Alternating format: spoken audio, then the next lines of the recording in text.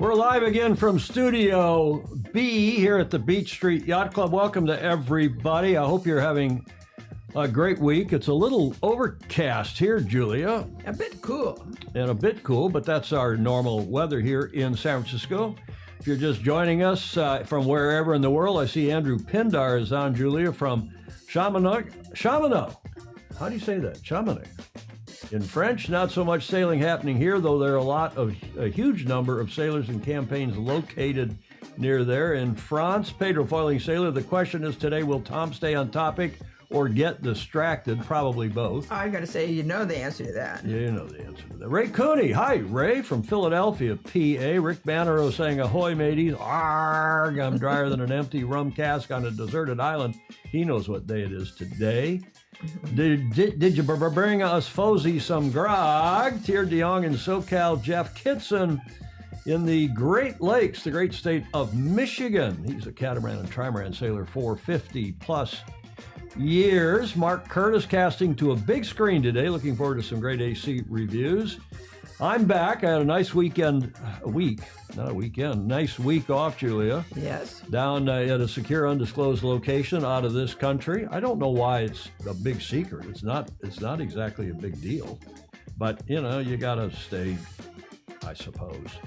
Mm-hmm. You got to stay discreet. Yes. Joe Holtzman is in Estes Park in Colorado, as usual. Fritz Mueller, as usual, in Miami. And Ed Worley saying cheers also from SoCal. Bill Wingrove in Florida, usually near Davis Island Yacht Club in Tampa, saying what? What's Wingrove saying? Still trying to get out of the slumber of watching one race of the AC series, and it was the one with the breeze. Andrew McIrvin agreeing with Alex Saldana maybe, or Alex Hayworth. Can we Brits have Paul Goodison back from you Yanks? Asking for a friend. Pindar saying, replying to Jody Shields, sending prayers, Jody. What's Jody's problem? Good morning, all 3 days to go until my youngest daughter gets married. Congratulations, Jody Shields down in Wanji, north of Sydney. Vanro's got a joke there, Julia. You see that? See that joke? Yeah. What's he saying? Why didn't the pirate bathe before being forced to walk the plank? Do you know what's the answer to that? I don't know. Do you think he's going to give us the answer? Probably not. He'd better. What's the answer, Bannero? The fuzzy Fozy, Rick Bannero, from the east coast of this country up in the northeast. He knew he'd wash ashore. Well, we better get into it because it is our show number 649. After taking last week off, I had a terrific week. I was down in Mexico at a beautiful resort. Won't say more than that. And with some friends, just relaxing. And I got a bit of sunburn on my white body, but it was good fun. Finally looked like a sailor. You think? Yeah. Well, maybe a bit, but being Norwegian and growing up in Michigan, we didn't get a lot of sun except the summertime, and we tried. Even then, we tried not to get too burned. We knew it was not good for you. As a Southern California beach baby, I had to have my 2 hours of sun every day. I want to start by thanking Robbie Benjamin. We had her on the show last Friday. That was our last show a week ago, Friday. And she got rave reviews from everybody that watched that show in live. And I had several comments from people who watched it in replay. Thank you, Robbie. As it turns out, we knew each other way back when I was living in Newport. Our J24 was moored next to Robbie and her late husband Gordon's boat. We shared a dock at the Goat Island Marina. Yeah, it's a nice story. And Ida Lewis Yacht Club and so on. But she was a terrific guest. She's chaired the New York Yacht Club Invitational Cup now 3 times. She said she's done. This was her swan song. They had a terrific regatta, notwithstanding they had to call off the last day because of Hurricane Lee, which went up the East Coast and did it go inland? I'm not even sure it went inland even in the Canadian Maritimes. But they did call off the last day because it got really breezy, in fact, the day before on Saturday. So they wrapped it up on Saturday. Or was it Friday? And then they didn't race Saturday, I can't remember. But terrific job, Robbie Benjamin, as our guest a week ago, Friday. Thank you very much.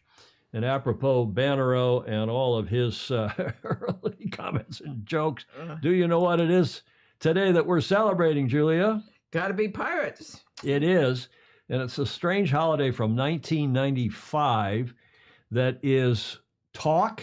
I can't talk like a pirate. Talk like a pirate day. Ah, yeah, exactly. So it is Talk Like a Pirate Day, and it's a made-up holiday. Apparently, there were a couple of guys in Oregon playing tennis or something, and one of them stretched and hurt himself and said, "Arg!" And they got the idea that, we ought to try to talk like pirates. Yeah. However, pirates talk. But I got to meet pirates. You did? Oh, yeah, that's right. You had... we were attacked by pirates in where were you? Off Yemen or someplace? Indian Ocean. Indian Ocean. You and your late great husband on a cruise ship. Yeah. And you lived to talk about it. Indeed. Well, it's a long story. We won't get into it now. Someday we got to have you tell that story. There's a lot of comments. Robbie seems a leader of men and women. Good point, Baton Rouge. Mm-hmm. Baton Cannon down in Charleston. She is. And New York's got a woman now as their rear commodore. Yes. Claire Harrington's coming up. She was race committee chair for years. And at New York Yacht Club, the race committee is the primo committee. There's none of the stuff about house committees and social committees. And they are the main deal, because that is a nearly pure racing club, and a fantastic club that they are. Yeah. Sweeney said he made a career of being a pirate. I believe. Looks like John Emmett's checking in, the UK ILCA. We're going to talk about him not only in his regular report, but give him a bit of a Bravo Zulu in due course. What's Ryman saying? Replying to Andrew Mick, as long as we don't mention Roger the cabin boy. Oh, God, they're already at it. Julie Aaron's checking in from cloudy, cool Cleveland. My mom would have been 99 today. You are going to spend the next hour bitching. It's only your opinion that you were expressed. You think, Julie? It's only your opinion that you're expressing. The AC is not an ordinary sailing event. I like pier sailing also, but that is not what the AC is. Okay, she got a word in twice before we did. I did notice this morning at 7:52. Yes. When I was helping get things organized here at the Beach Street Yacht Club for departures. Right. It was dark, nearly dark. Yes. And it's that time of year, and we're about to go off daylight time. I guess so. We go late October, right? Yeah. Everybody else starts going off, but this daylight time is just. It was really dark at 6:15. Talk Like a Pirate Day, September 19th. And who were the most famous pirates in history, Julia? Yeah. This guy, you see the bandolier he had, look at all the guns and the knives, and he had a couple of long... Blackbeard. You're right. This is Blackbeard. And he also put little smoky things in his hair and his beard, and he was a scary dude. Edward Teach was his name, a.k.a. Blackbeard, and he was a Brit. All these pirates are Brits. The British Empire put these people out to chase down the other countries. You know who this was? She is not a Brit. She is Irish. And the long story is that she enrolled in the Navy or the Army or something. She was and acted like and dressed like a boy so she could get away from her Crutonic family. Anne Bonny, and she was a famous pirate. There were several lady pirates, in fact, female pirates back in the day. And then finally, this one you may remember, who spent a lot of time in New York when New York was a colony of the UK and the US was a colony of the UK, and that was William Captain Kidd, who was originally from Scotland. Three famous pirates, but who, Julia, is the most famous pirate in the history of the world? And it's not Jody Shields, it's not Graham Sweeney. Oh, but it could be. It could be. Who is it? The most famous pirate in the world. Here's a clue. You want a clue? Captain Kidd, yeah. No, we had Captain Kidd on. The most famous pirate in the world. You know who that is? No. Does he look piratical? Is that a word? Yeah. That is actually a photo taken in Queensland in Australia in 2015. That is Johnny Depp in Queensland, where they filmed the Pirates of the Caribbean. I think it was the second, what were there, 2 or 3 movies in that genre. And this was the movie called Pirates of the Caribbean, Dead Men Tell No Tales. And he was, you know, he was kind of the swishy. What a fabulous actor he is. Yeah. Bit of a strange duck, but nonetheless, I didn't know that was filmed in Australia, in Queensland. I did. Oh, you did? Yeah. But you know a lot of stuff. Well, but You went to Stanford. I'm a friend of Australia. Well, you are, and you spent a lot of time down there, even more than I. Yeah. So this is, yeah, okay. Speak avast ye scurvy crew today be talk like a pirate day. Thanks to Rick Banner, who I knew that. I saw it and I wasn't going to use it. And then Rick sent me this graphic. And once I had a graphic, I could build a little story out of it, and was motivated last night late when we were putting this together. Thank you, Rick. Mm-hmm. To kick off our show number 649, almost to 650, Julia. I know. For Tuesday the 19th, and that gets us to the Coach's Corner. Another nice report from John. We also want to thank John for doing those reports, even when we were dark last week. Yes. Which I put up both on Facebook and ultimately on YouTube when I got back here and had a really good internet connection. And those are getting a lot of uptake. They are. And a lot of positive comments, no surprise. Yes. Maybe we should you and I stop doing the show and just let Emmett do the show. Why not? Yeah, we don't have to do anything. Yeah. Here's John's report for today, the Coach's Corner, with Super Fuzzy John Emmett. Hi, Tom, Julia, and all the foes. You join me once again in windy Weymouth. Why do I have audio? His theme music. The last couple of days, and it looks like there'll be no sailing tomorrow because it's pretty fresh to frightening.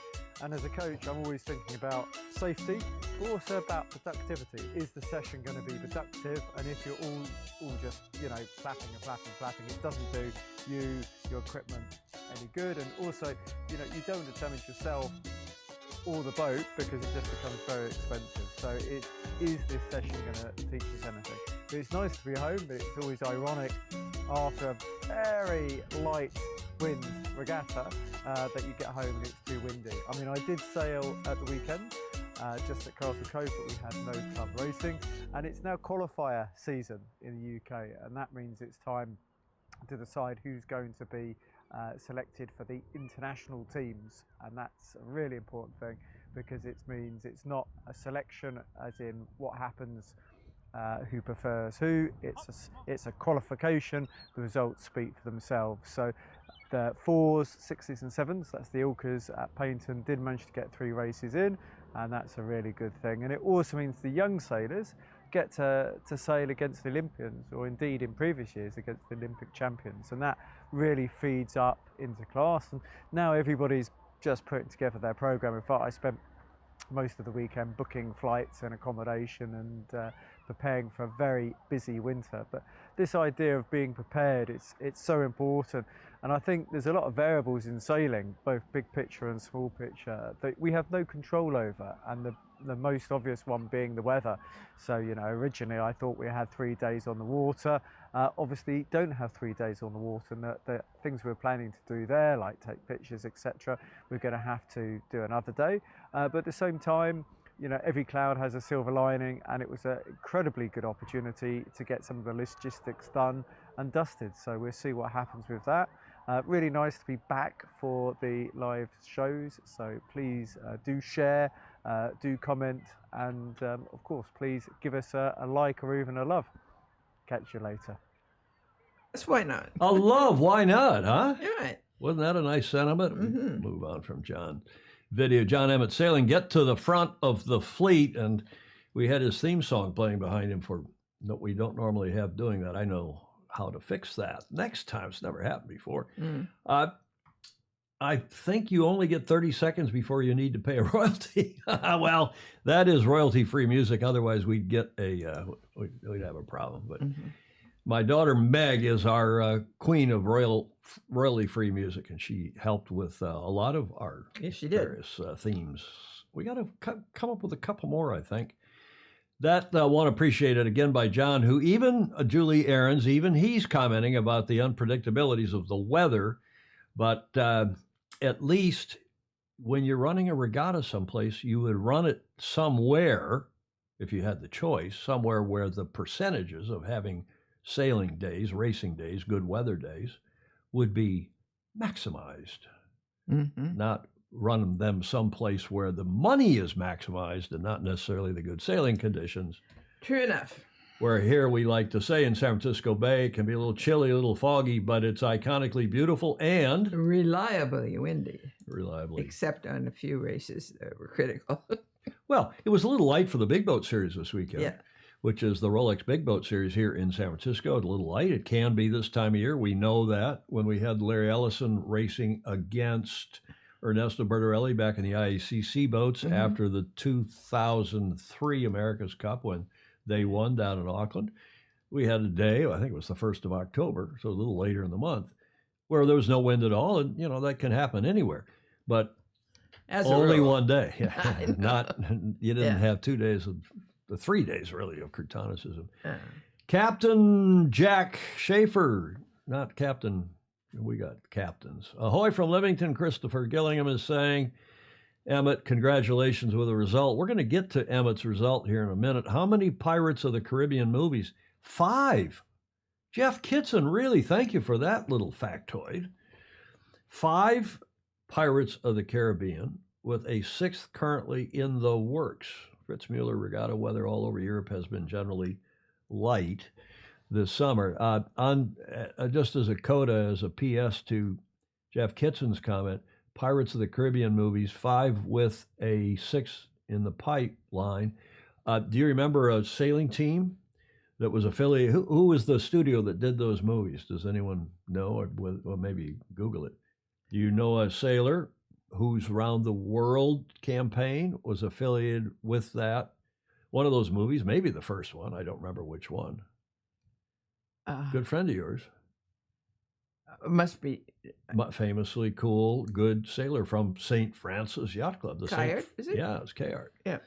I think it was Disney too, Steve Gruber. I think we live in a world where the weather's going to become even more unstable, Gordon Smith. We need to get used to it. Yep, Kayart, they all got that.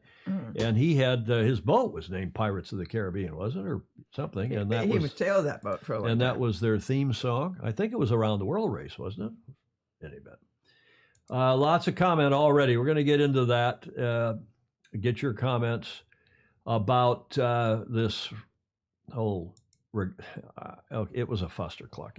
Sorry, Julie Ahrens. There's no other way to describe it. Even the guys who are paid to write, and I haven't talked to Magnus the Magnificent, who wrote that ridiculous title, the headline, and then the lead of that article after Saturday's racing. It was just, it was astonishing. But even the other guys who were paid to write about or for that regatta were struggling to come up with something positive. And for the first time in a long time, Craig Lewick, who you normally wouldn't say, you know what, if he had a mouthful of it. Right. We'll show you what he wrote about it. And I haven't seen anything yet in Sailing Anarchy except in the forums, but all over the world, people were disappointed, to say the least, and as were we.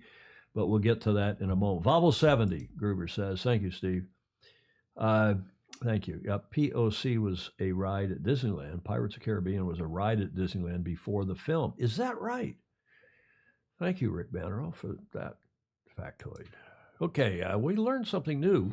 Several things. Yes, already. Every show, don't we? Of course. Bravo Zulu. We got a lot of Bravo Zulus, as you probably saw in the show notes.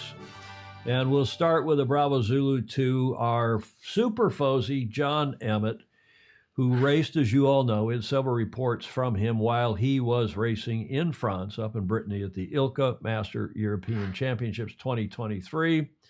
And just so you all know, this Masters racing is fabulous. It's a big part of our sport, whether it's in the ILCAs or the Finns or the Stars. There's even going to be, the Star class is going to have a U25, under 25 regatta in Miami. Our Fozy John Sengmeister told me, I believe, yesterday. Oh, and his son will be there. Presumably his son will be there because his son finished 3rd in the North Americans, I think it was, sailing with Johnny Mack, John McCausland, and crewing for him. And Johnny Mack said, well, to Sangmeister's oldest kid, Peter, he said, you go take my boat to Miami and you race it. This is an $80,000 boat. That's what a great attitude from people in classes like that and other classes that have Masters events, including the ILCA. There are the divisions. 30 to 44 are the apprentice masters. 40 to 54 are the masters. 55 to 64 are the grandmasters. 65 and over are the great grandmaster. And 75 and over are the legends. As you, what else could you call somebody who's racing at 75 And with over? great glee, usually, too. Well, and it's like Gus Miller, who races in the Finn class still, who was a professor of mine at the University of Michigan and a great guy. He has done more. He's a guy like John Emmett. You know, he's 90 something now, I think. If he's not 90, he's closing in. And the guy has been helping third world countries, other smaller countries that don't have the money, don't have the resources, and helping their sailors and coaching their sailors for years and years and years, all over the planet, as John is now doing in several different respects. So this regatta, as we were talking about it the week before last, John was there along with some, 270 sailors from 21 nations in those various divisions. Guy Briere, don't call me Guy Briere from Southern Yacht Club, saying legend was copied from the Finn class. Well, why not? The Finn class has legends. Has legends, as does the Star class, as does a number of other classes. But 270 sailers, any regatta with that number, right? From that number of countries. And John probably knows, do that again. Do that again. Yay! To the surprise of probably very few people, because he's so fit, and he's so active, and he's sailing a lot. He ended up in the Masters division, age-wise, and won again. He's won the Worlds, I don't know how many times. A runner-up there is the Swede, I believe on the right, is Anders Mattsson. Tell me if I'm wrong, John Emmett. I hope he's on here. And Jean-Christophe Leidet, how do you say that? Leidet? From France was third. Ian Gregory from Great Britain fourth in that particular division. And David Matou from España was fifth. So there was and I don't know, there were 30 some odd boats, I believe, in that division. So bravo, effing Zulu, if you forgive my French and Spanish and semi-course language. Bravo Zulu to all. Hi, Bill Parker. Flying Hulls. He's got a new YouTube. What's a Pirates Buccaneers? Graham Sweeney asks, under the Pirates Buccan hat. That was corny. Bravo Zulu, John Emmett. He looks almost pleased. He doesn't, it's a slight smile. I think he looks tired. But, yes. Julia, we have another photo. Okay. We have another photo. And I don't know if Lily will approve of this. Why would you do that on the podium? They've just been given their medals. They picked the guy up and spread his legs. So I thought, I didn't know, Julia. Were they tossing him in? What? Were they tossing him in?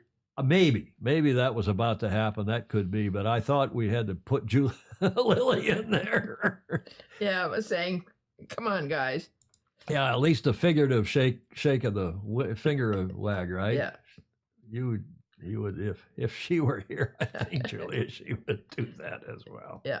Lily Zhu Ligia, as you would say in Chinese. But bravo Zulu to John and to everybody that sailed in that regatta. Apparently it was a fabulous regatta, close, a little light, but, it's that time of year when it can be light in Northern Europe, or it can blow dogs off chains.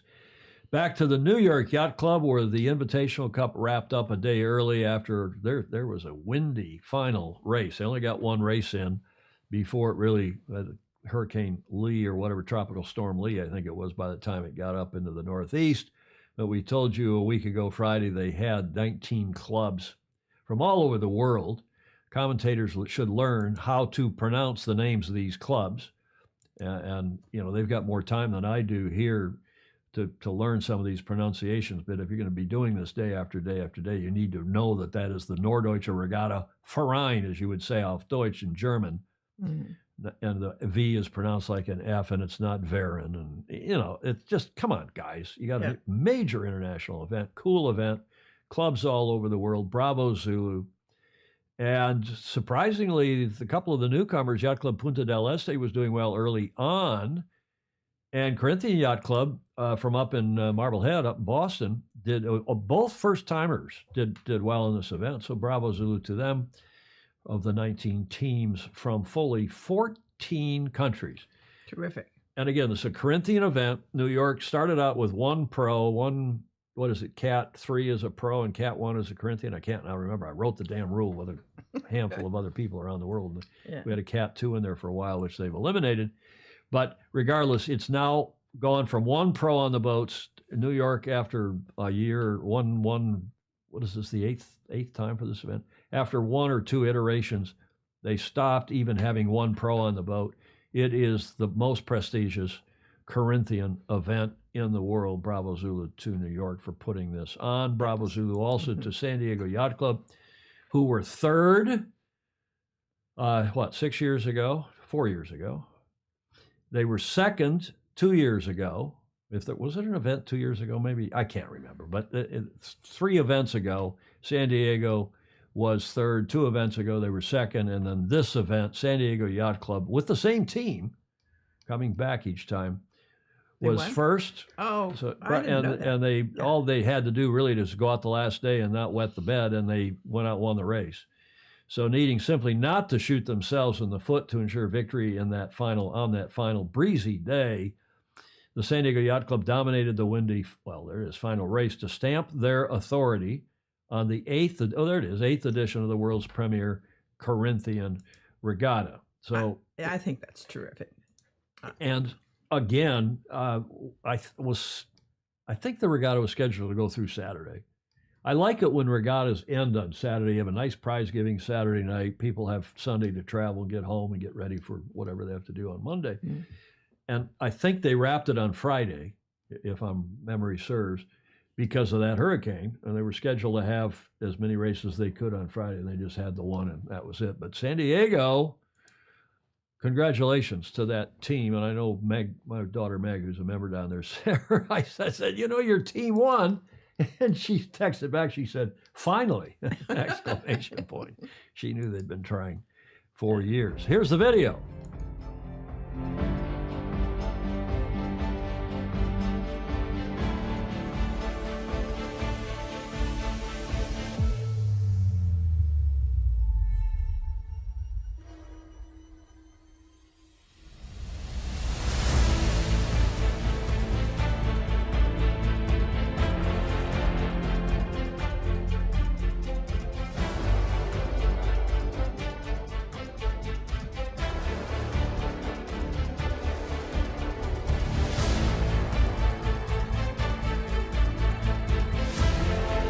This is our first time, Corinthian Yacht Club, first time at the Invitational Cup.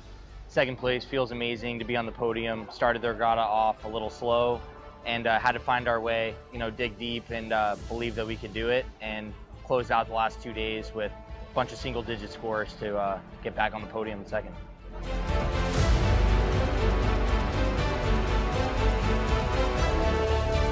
So crossing the finish line at the end, it was just elation, relief a little bit too, because we've also been so close and sort of sniffed, the trophy. But this time to actually have it, in our hands and know that we have the deal kind of locked up. Obviously having a big lead going into the finish line there, that felt super good. And we wanted to end on a racing day like that, where we could go out and put an exclamation point on the win. So it felt great.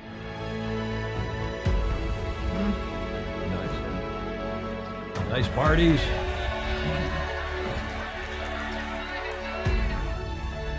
This is Commodore. He's been on the show.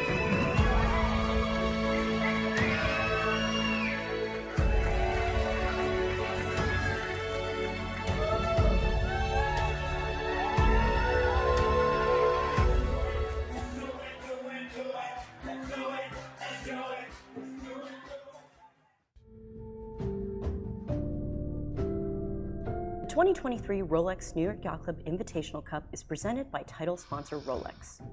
Our 2023 New York Yacht Club Regatta Association partners are Helly Hansen, Safe Harbor Marinas, Peters & May, and Hammett's Hotel. Bravo Zulu. Yes, to New York really Yacht well Club. done. Very well done, as usual. And Icarus Sports, who was here, Julie, in San Francisco doing the video for Rolex Big Boats. It's an Athens-based company. I seem to remember that. And they're good. Well, Icarus, Yeah. So Yes. nice stuff. And bravo Zulu to everybody involved at New York. And thanks again to Robbie Benjamin for coming on and filling us in, giving us a preview here last week, the week before last. So San Diego Yacht Club, Tyler Sinks is only 34 years, only 34. The guy's a hell of a good sailor. I don't know if we've ever had him on the show. We had his dad on the show, Commodore Sinks.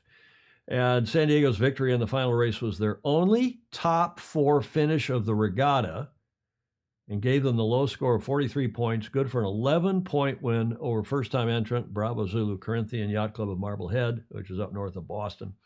The Royal New Zealand Yacht Squadron, again, Bravo Zulu placed third with 55 points. They sailed a good, consistent series for its best result in 3 attempts. Rounding out the top 5 were New York, who won the inaugural cup back in 2009, and then Royal Hong Kong Yacht Club for its best finish in 7 attempts. Wow.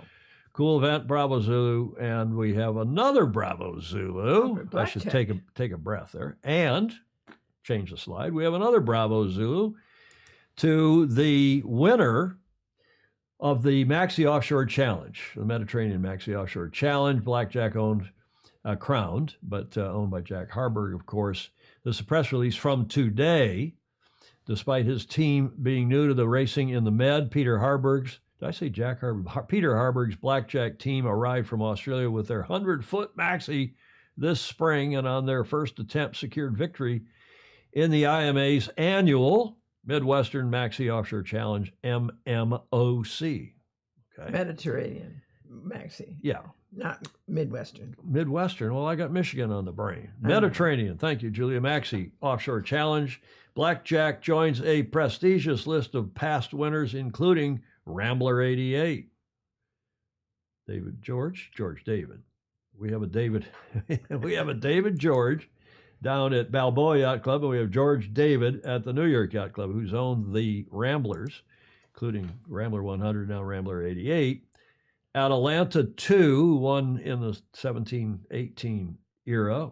Vera, who won the following year, and Spirit of Lorena, who won after that.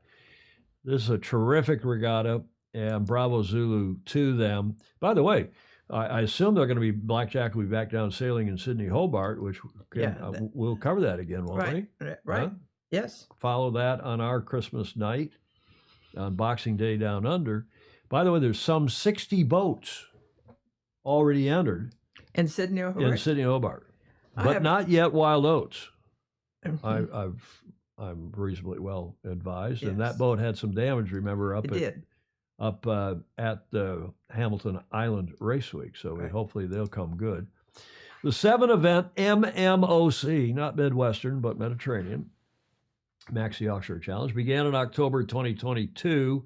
This current MMOC with the Royal Malta Yacht Club's Rolex Middle Sea Race. It resumed in 2023 with La Larga, the offshore race of the Real Club Náutico de Palmas, Palma Vela season opener in the Balearics, followed by the Regatta de Tri Golfi, the Three Gulfs, the offshore component of the IMA's Maxi European Championship from Napoli to Sorrento. Mm-hmm. So it's a good circuit, and here is the video. One of the great annual yachting events concludes in style.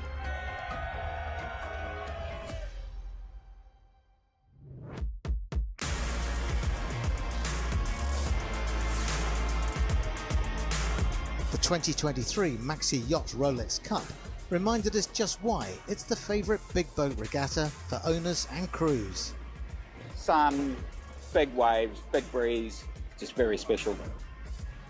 Surfing, having a ball, just loving every minute of it. Fantastic. I love this place and I love sailing here more than anywhere else in the world. It is priceless. The clash of the titans, that's all it's about. Best of the best in perfect sailing.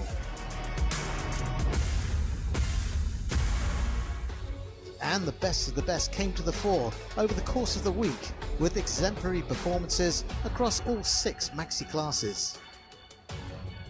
Perhaps the most enthralling was in Class B, where 2 yachts from the United States, Proteus and Bellamente, had duelled all week. In the end, it came down to the wire in the final windward-lured race of the regatta, with Hat Faust's Bellamente ultimately taking class honours.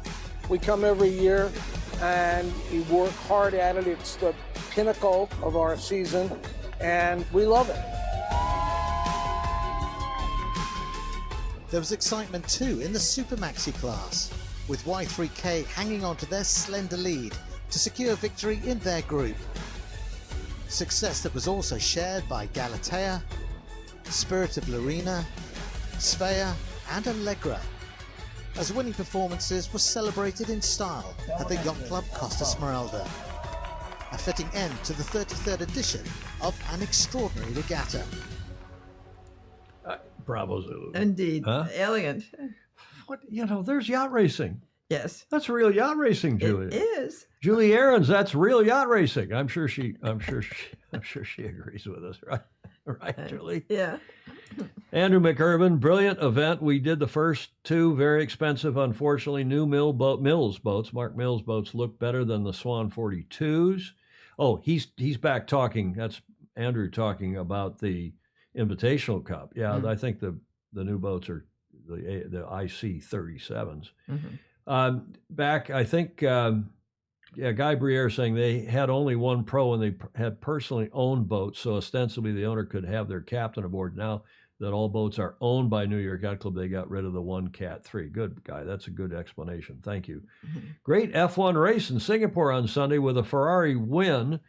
And just as while we're digressing here, Julia, you know what happened in Singapore? There was a certain F1 driver who had the chance to win every race this year, and he failed to do so. Oh, my. Who was the only F1 driver in the history of the sport to do that? The German, Michael Schumacher, did that, and we thought it was going to be repeated in Singapore, but it was not to be. It was not to be. That's too bad.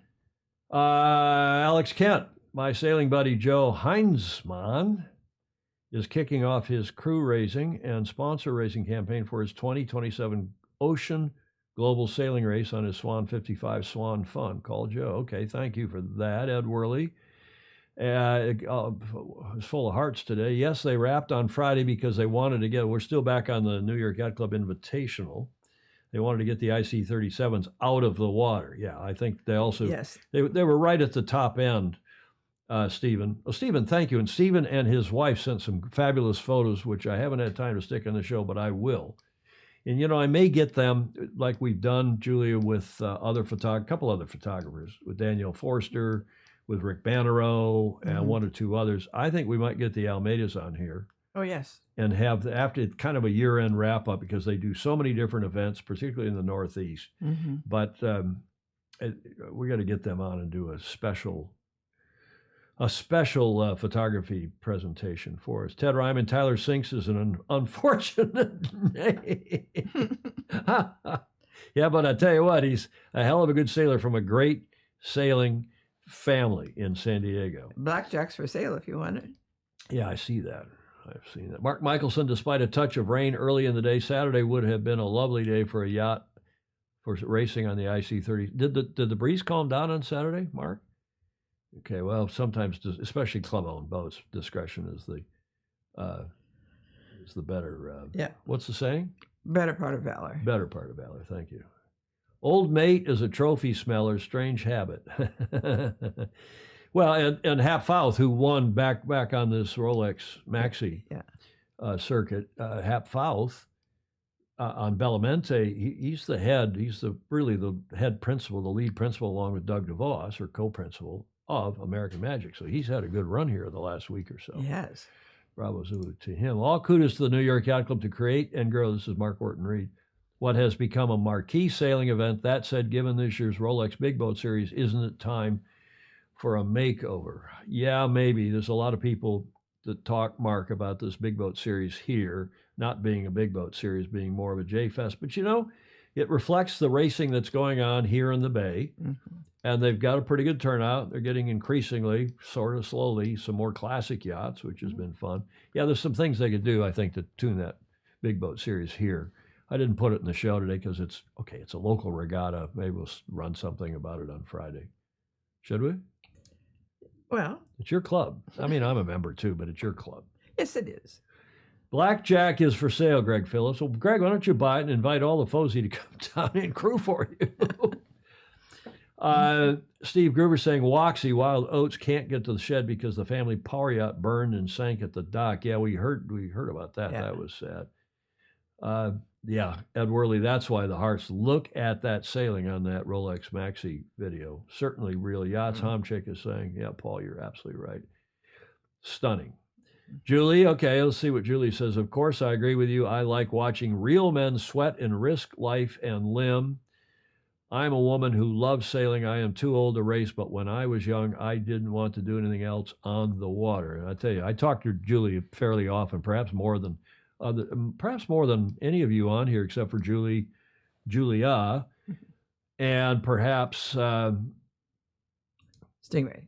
Well, I sometimes maybe I talk to Stingray every now and then, not all that often. I talk to John Emmett a lot. I talk to the Andrews a fair bit, as well. So that's all good.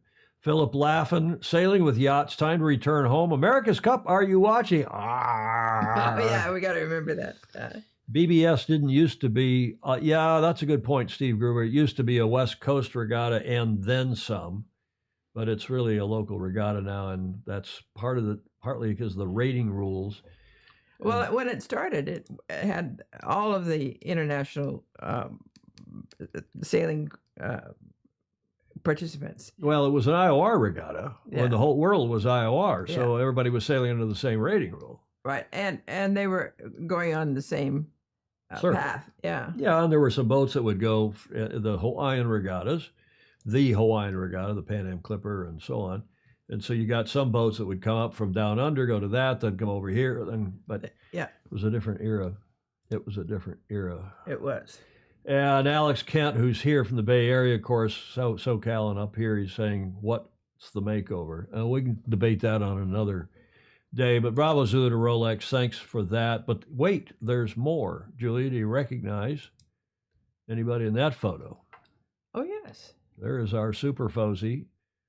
Secretary General Andrew McIrvin, Secretary General of the International Maxi Association, presenting the trophy to Peter Harburg, the owner of Blackjack, and his team, Bravo Zulu. And the present crew, we always like to name the crew of Blackjack. It's led by Mark Bradford, who is second from the left, just over Andrew's right shoulder. And I've known Squark. Mark, this nickname in Australia is Squark. I've known Mark since forever. He is a lot of fun. And someday, Julia, yes, I'll tell you what we did at a regatta in the Netherlands.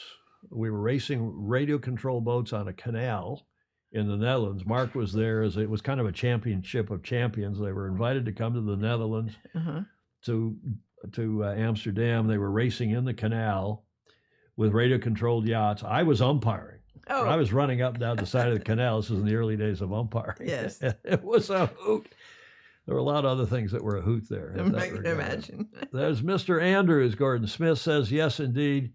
And bravo Zulu to Mark Bradford and the rest of his team sailing for Blackjack. And listen to this list of people: Adam Bieshel, Alex Nolan, and the crew. You know, it's not always the same exact crew, but including 20 ex-TNZ Alinghi legends like Brad Butterworth. I didn't see him in that photo.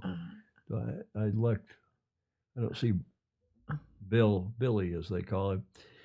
Brad or Dean Phipps or Simon Daubney, all part of Russell Coots's Type 5 back in the day, plus numerous other world champions and Volvo Ocean Race sailors. Next up for Blackjack, they're going to, like a lot of the offshore yachts are in that part of the world, they're going to the Rolex Middle Sea Race starting on the 21st of October. So that'll be good. Next month. And of course, we will cover that as well. And one other thing. This is not to blow smoke up Andrew's skirt, but he's obviously does something right and well besides come on this show and have a fabulous knowledge of a lot of things. But you see that picture?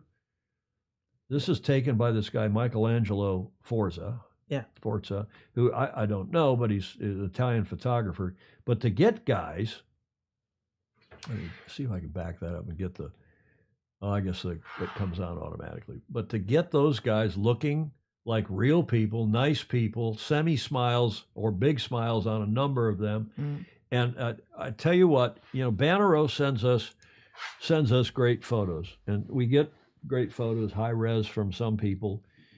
But the other one is James Pleasance, who sends high res, great stuff for the World Match Racing Tour. But the stuff that comes out of the IMA comes out of Andrew McIrvin's group, and it's James Boyd and whoever else does this. These photos are just fabulous. They look 3D. The composition, the resolution, yada, yada, yada. Mm-hmm. Mark Reed, who's a journalist, will agree with me, as will any number of others of you. So bravo Zulu to whoever this guy Michelangelo Forza is who took that photo. You were going to say. I was going to say, I thought we talked to him once. I guess we didn't. Maybe to talk about him. Your memory is often better than mine, but what a great photo and a great event, and obviously a kingpin in the leadership of our sport, our super Fozy, Mr. Dr. Andrew McIrvin. I love that he enjoys. He really does work hard, and he enjoys it. He has a cool life. He's a bright boy after doctoring all these years, and now he's transferred his skills and leadership skills and intellect into our beloved sport. Speaking of which, Emirates GBR, another, I guess, Bravo Zulu, we got to cover what happened in Saint-Tropez last weekend, the weekend before. Emirates GBR seals the first event win since season 2, this is in SailGP, not in the America's Cup, in the incredible Saint-Tropez showdown. So Ben finally has won, and I know a lot of you were pretty frustrated, think he cannot start on foils in any kind of but he did manage to have pretty good starts in this event and had great boat speed. And he said it's been a long time coming. And that was his reaction, Sir Ben's reaction to their Saint-Tropez triumph. And for something a little different, I pulled, I look at all these different videos and I I'm the curator, you know, try to play the stuff for you that's decent and cut the crap and just show you the best of the best. And this is a cool video that came from SailGP with the highlights of that event in Saint-Tropez the weekend before last.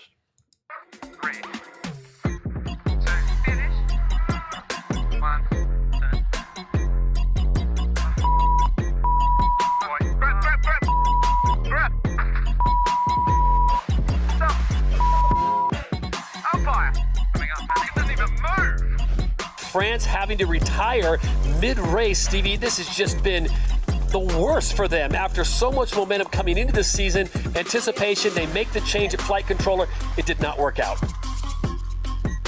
Disastrous day for us, especially on my performance, my personal performance. I did a really bad performance today. So Denmark, this could be disaster if they can't make one more game. They've sailed so well all weekend.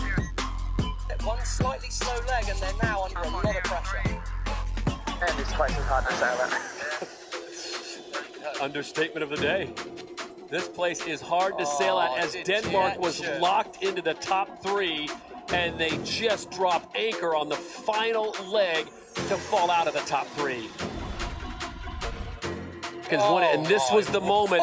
We just saw this just a short moment ago, and it is a complete and utter disaster for the New Zealand team right now. It looks like everyone's accounted for. So absolutely gutting way for them. They finished the race, they jived over it, and then just had a big issue, and it fell out of the sky. That'll wrap things up for day number 1, and what a dramatic way to end. Australia turn. Great Britain's foiling faster than the Australians. Can they come alongside if they can get overlapped alongside the Australians? Look how fast! Here we go, Australia's got to get out of the way. Crucial moment here. It's going to be a protest from Ainsley. Look at him. There's no drama with the acting skills there from Ainsley. What a moment. Britain in the final leg as they approach this upwind, puts on the afterburners and gets past Australia. GBR comes sailing back and they pass the Flying Ruse. Give the win to Emirates GBR in Saint-Tropez. Yeah. And it was a good move. I watched that race live and I thought the Aussies were going to sail off to another one, and they kind of pooched. I guess it was a tack, and then Ben came along and went through them to leeward and left them just a little bit, and it was good stuff. Good stuff. So Bravo Zulu to Ben. Stingray is saying that Ben and his crew starred in Saint-Tropez. That's some intense competition. It was good racing. They've had 4 seasons or 3.5 seasons now to get it right. So in fairness to them, I agree with Gordon Smith too. Good comment here. It was great to watch. Rockwool Denmark are also making, as we predicted here a year ago, they're making excellent progress. Bravo to Sir Ben and crew. And of course, the Spanish had a good go as well. And Steve Gruber we're going to tell you some more about that, but New Zealand will not have a new wing for the next event. Redress hearings in process. They're revising the rules to permit redress, but we'll get to that in a sec. Let's talk about Sir Ben. He had a lot to say, but in his understated, polite way, he said he has called the Saint-Tropez Showdown an all-time classic final, which I agree it was, as he reflected, it's always better when you win, as he reflected on the British team's first win since Season 2. The Brits went head-to-head against Season 3 champs Australia and the LA winners Spain, who are also coming on strongly. Coming on strong or strongly, Julia? Strong. And left the Aussies trailing in their wake by executing a dramatic last-minute luff. All true. Basically, they came and Tommy was on the wrong side of a shift, got into a light patch over there, and then didn't have a great tack. Here is a video featuring Hannah Mills of Sir Ben's team. Welcome to Reaching the Apex, where I'll break down the defining moment in today's racing with winning strategist Hannah Mills. Hannah, tell me, what was the Reaching the Apex moment in that race? Well, I think there was probably 2.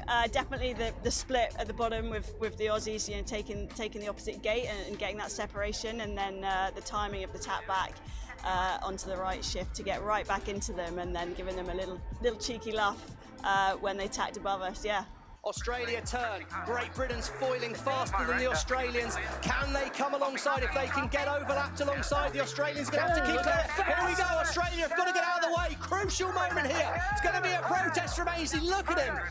Oh, there's no drama with the acting skills there from Ainsley. What a moment. And did you know at that moment that the race was over, or did you still need to stay focused? We were definitely still staying focused. It was so shifty out there and patchy, and it felt like anything could happen. So, we pulled that maneuver off and got ahead, and then it was just like, right, what's next?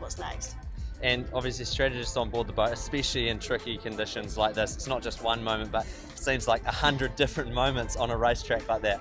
Yeah, exactly. It just felt like every call was a massive call, and in these boats, you have to be decisive, and you have to be looking quite far ahead because maneuvers are slow.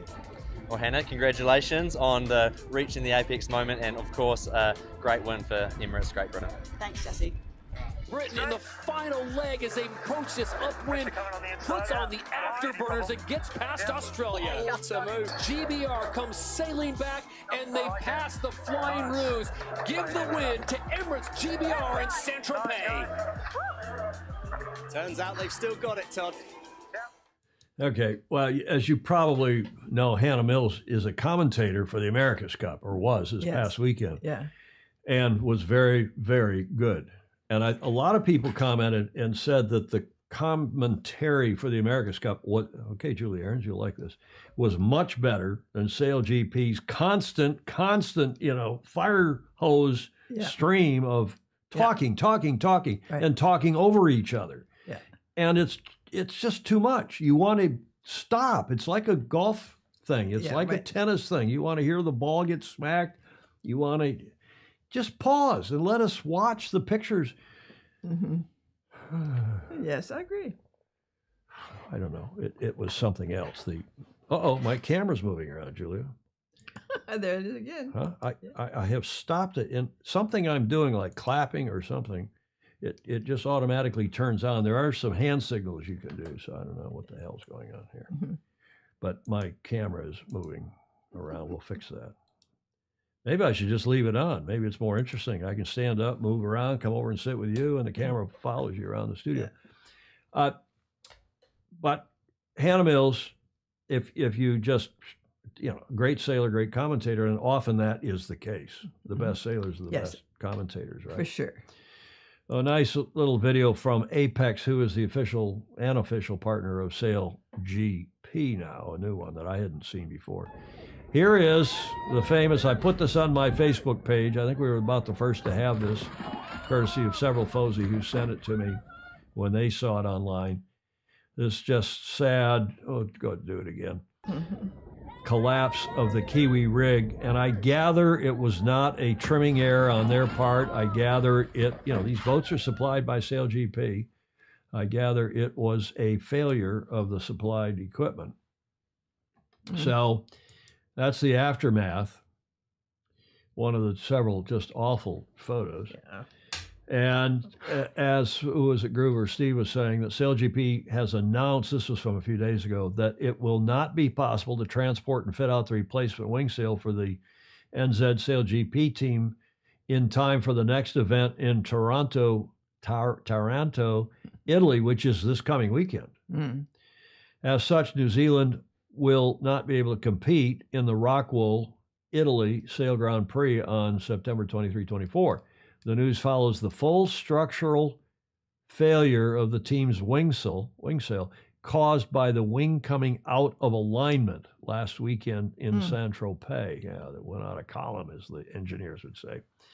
Sail GP is now working towards a solution to get Amakura back on the start line on October 14-15, just a little less than a month from now, in Cadiz, in Spain, and is currently reviewing its rules around redress in consultation with the teams, which sounds to me like in consultation with the teams means Russell's having a rethink of his like in Formula One, there's no redress, even though the league's, there's my camera's moving around again, Julia. Yeah, I'm sorry, that's irritating.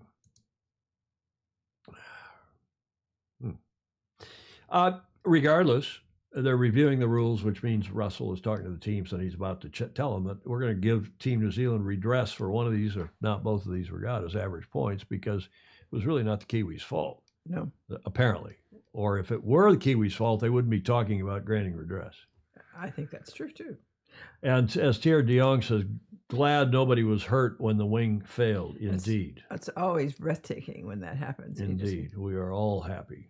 And could this Sail GP wing sail be a future problem in the other boats' long-term stress fatigue? Good question, Ed Worley.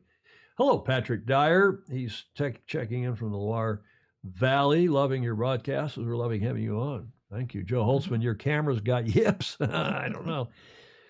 I got to go back. They updated the software, as I told you, and this is the first time I've been sitting back at this computer, obviously for more than a week. Heartbreaking, Julie Aaron says, but showing it over is like watching the towers collapse on 9/11. Oh, yes. Oh, it's not quite that bad. That was pretty awful. Julie, pretty awful. But yeah, it's what happens and why they're thinking about redress. So there's Tommy Slingsby, the Slinger and Co. on top at 26. Spain, having had a couple good regattas now in a row, 3 actually, on 24. Denmark, as we were saying with Gordon Smith, he's very proud of Nikolai Sehested and his team on 23, and then the rest of the gang down.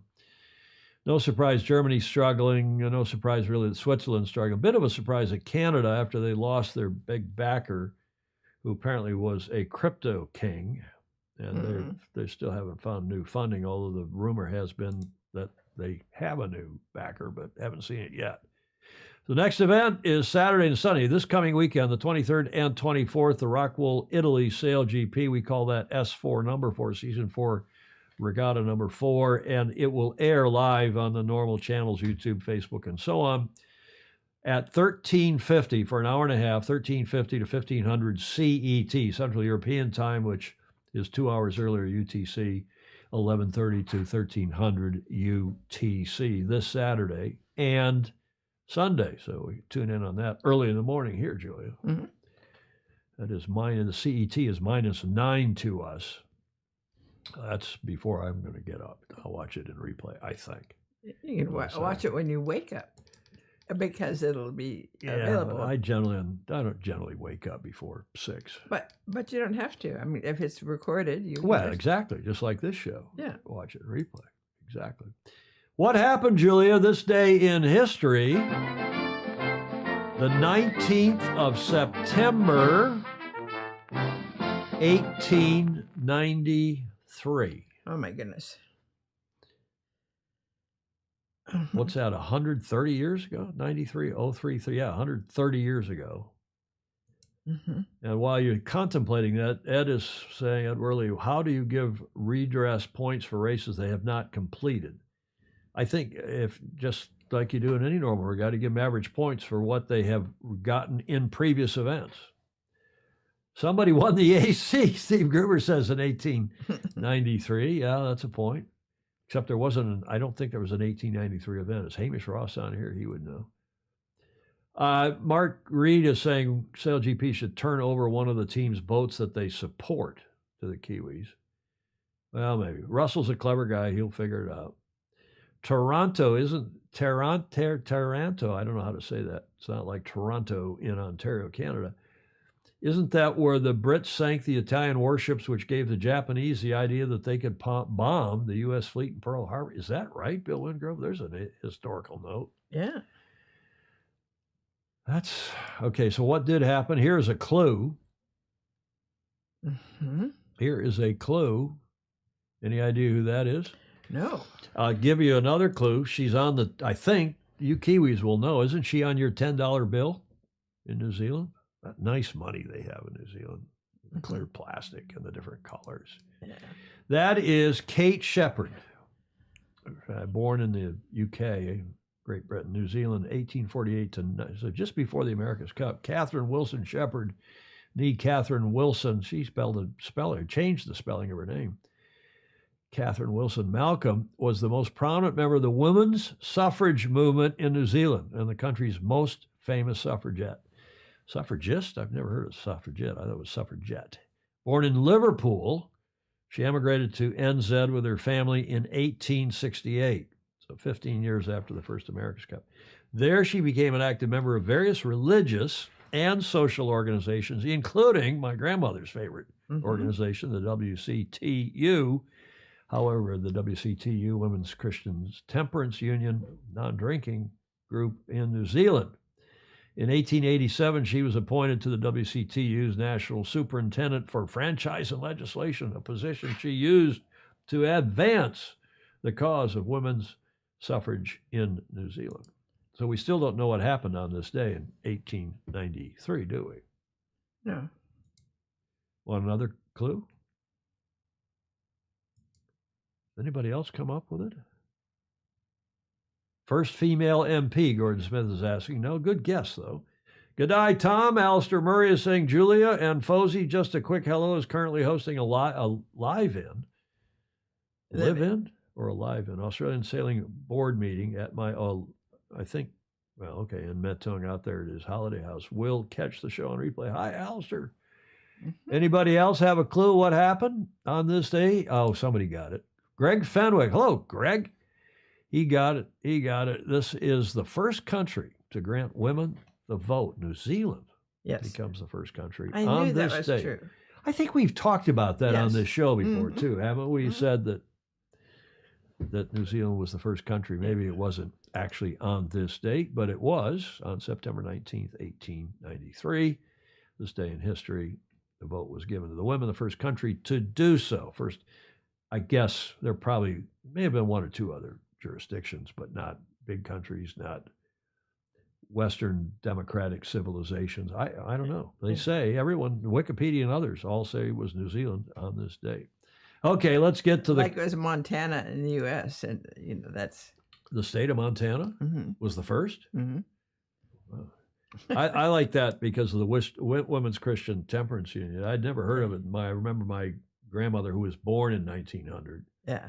Was a staunch member of the WCTU until my grandfather died, who was a teetotaler and kind of a Baptist, not a minister, but he was a lay minister and was a big supporter of the church. And he, when he died in 1963, I was nine years old, I guess. And I remember my grandmother suddenly learned to like, on her own behest, on her own volition, a Southern Comfort Manhattan.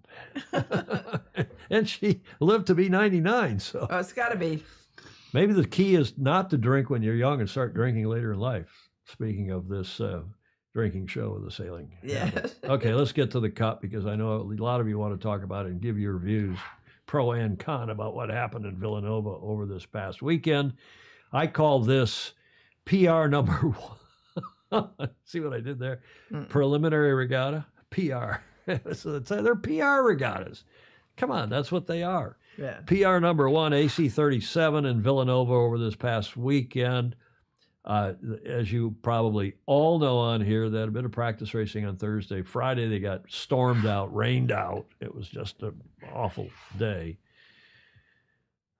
It was an awful day, and it was windy, and there were some thunderstorms in the neighborhood. So Ian Murray wisely put everybody back on shore and did not race on Friday. Saturday, it was a nicer day, but the breeze was dodgy at best, and they got a couple races in, and they were just awful races. Some of you said, "Oh, it was so." Was it Gordon Smith? Gordon, did you say it was exciting to see? And I was watching to see who was in when the yachts were displacing. They're not on their foils, and yeah. I got texts from all over. I'm down at this place in Mexico, and I'm enjoying the poolside, and I didn't take my phone down there because I'm supposed to be on vacation. Yeah, indeed. And I went back. You know what I think it is? I think my hand gesture. I got to somehow figure out how to turn. Somebody tell me how to turn these hand gestures off, because I think I'm making hand gestures. You could read the instructions. Well, I know, but men don't ever do that. At least I don't. And I think what's happening is that I'm doing some kind of a hand gesture that is turning on this tracking on this camera.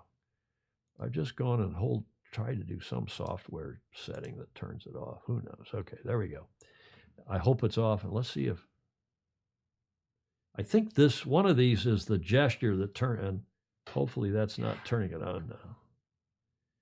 I did read the instructions, believe it. Okay, enough. Sorry, I digress. But this was a strange regatta, to say the least. And Friday, no racing. Saturday, barely any racing. And it was the racing that was on Saturday was Crutonic. Sunday, they did some fleet racing in good breeze. They got 3 races in, and American Magic, to their credit, finished 2-1-1 when there was breeze. Oh, good. And Slingsby, Tommy the Slinger, got good starts and won the last 2 races, which propelled him, despite his bad, those 2 crappy races on Saturday. They didn't do very well, but propelled him into the finals against Team New Zealand. And the finals, of course, was a head-to-head match race a la SailGP's format, only 2 boats, not 3. And then that race crapped out. They never got that race in, so it was sad. All 6 teams were there. Orient Express actually had a pretty good day in the crummy racing on Saturday, but then when the wind came up on Sunday morning, they fell back to where people expected them to be. That is back in the cheap seats. No surprise that ETNZ, who's had more time in these boats, and they look good, they look fit, but surprisingly were not as good as American Magic. A lot of people had been watching American Magic in the days leading up to this regatta, both in Barcelona and in Villanova, and Matthew Sheehan and a couple others predicted that maybe the Americans would have a good regatta. So, and it turns out they did. So here is the video of kind of the wrap-up. Why did I switch to that shot? That's just a nice shot of 5 of the 6 teams. Do you know which team is missing in that shot? There's the Brits, the Italians, the Americans, the French, the Kiwis. Who's missing? Australia. No. We'll come back to that. In any event, that is a lead-in to this video, which is the wrap-up video from the regatta this past weekend in Villanova. The weather's not quite playing game today, so we're just in a holding pattern, but everybody's relaxed, and I'm sure we'll get some racing in later on. The weather gods weren't playing ball on day one of the Villanova Regatta. All racing was cancelled. It's a little frustrating, but that's all part of the sport we play. Avui és un dia molt especial perquè mai abans havia hagut una regata tan multitudinària amb 200 participants de patí. Ha estat un espectacle, ha estat brutal. Today, we've got blue skies but no wind. So while we wait, fingers crossed for a better breeze. Thankfully, the wind is picking up. Oh, and they've crashed and touched down. And will win race 2. Obviously, at that point, we're going to look pretty good or pretty bad, and we came out on the right side of it, so we're pretty happy. I think we were pretty happy with our second race. Now it's about changing the mindset for tomorrow because it looks like it's a different day. Hopefully we get better conditions tomorrow because look, no one wants to see that sort of racing. Man, it was a pretty tough day for us.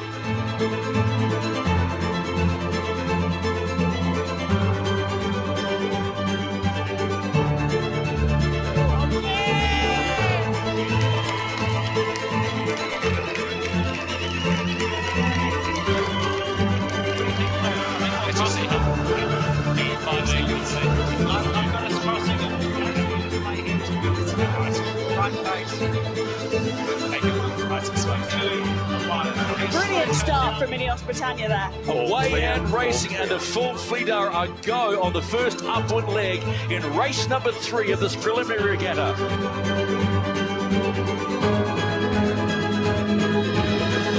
American Magic come home and they make it 2 from 2. They go back to back, win races 4 and 5, and they charge into the match race final in the inaugural preliminary regatta for the 37th America's Cup.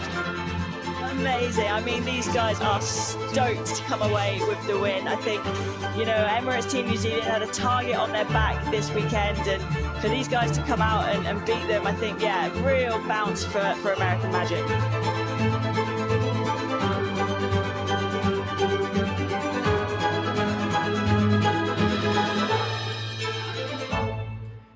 The magic of video editing. That's why all these guys and gals on YouTube do YouTube videos, and they spend hours editing. They'll do what they call A-roll, which is the talking head stuff. Mm-hmm. And then they do B-roll if they're doing a product demonstration or they're doing a critique or something, and the B-roll has all the other stuff that's not the talking head part. And sometimes they do the overhead shot or whatever the stuff is, the B-roll, or sometimes some even call it C-roll. But you can make anything look pretty good with video editing, Julia. Yes. Huh? Yes. Okay, just go ahead. No, I never became a good video editor. Well, live is hard. Trying to make this show look good is hard. I think it's a whole lot easier. Especially when you got some, old crouton like me. You at least look nice. You got a beautiful scarf. And there are a lot of comments on here. Back on the vote. Stingray saying, women got the vote in New Zealand. Yeah, he figured that out. And Andrew McIrvin was asking, and the sheep? And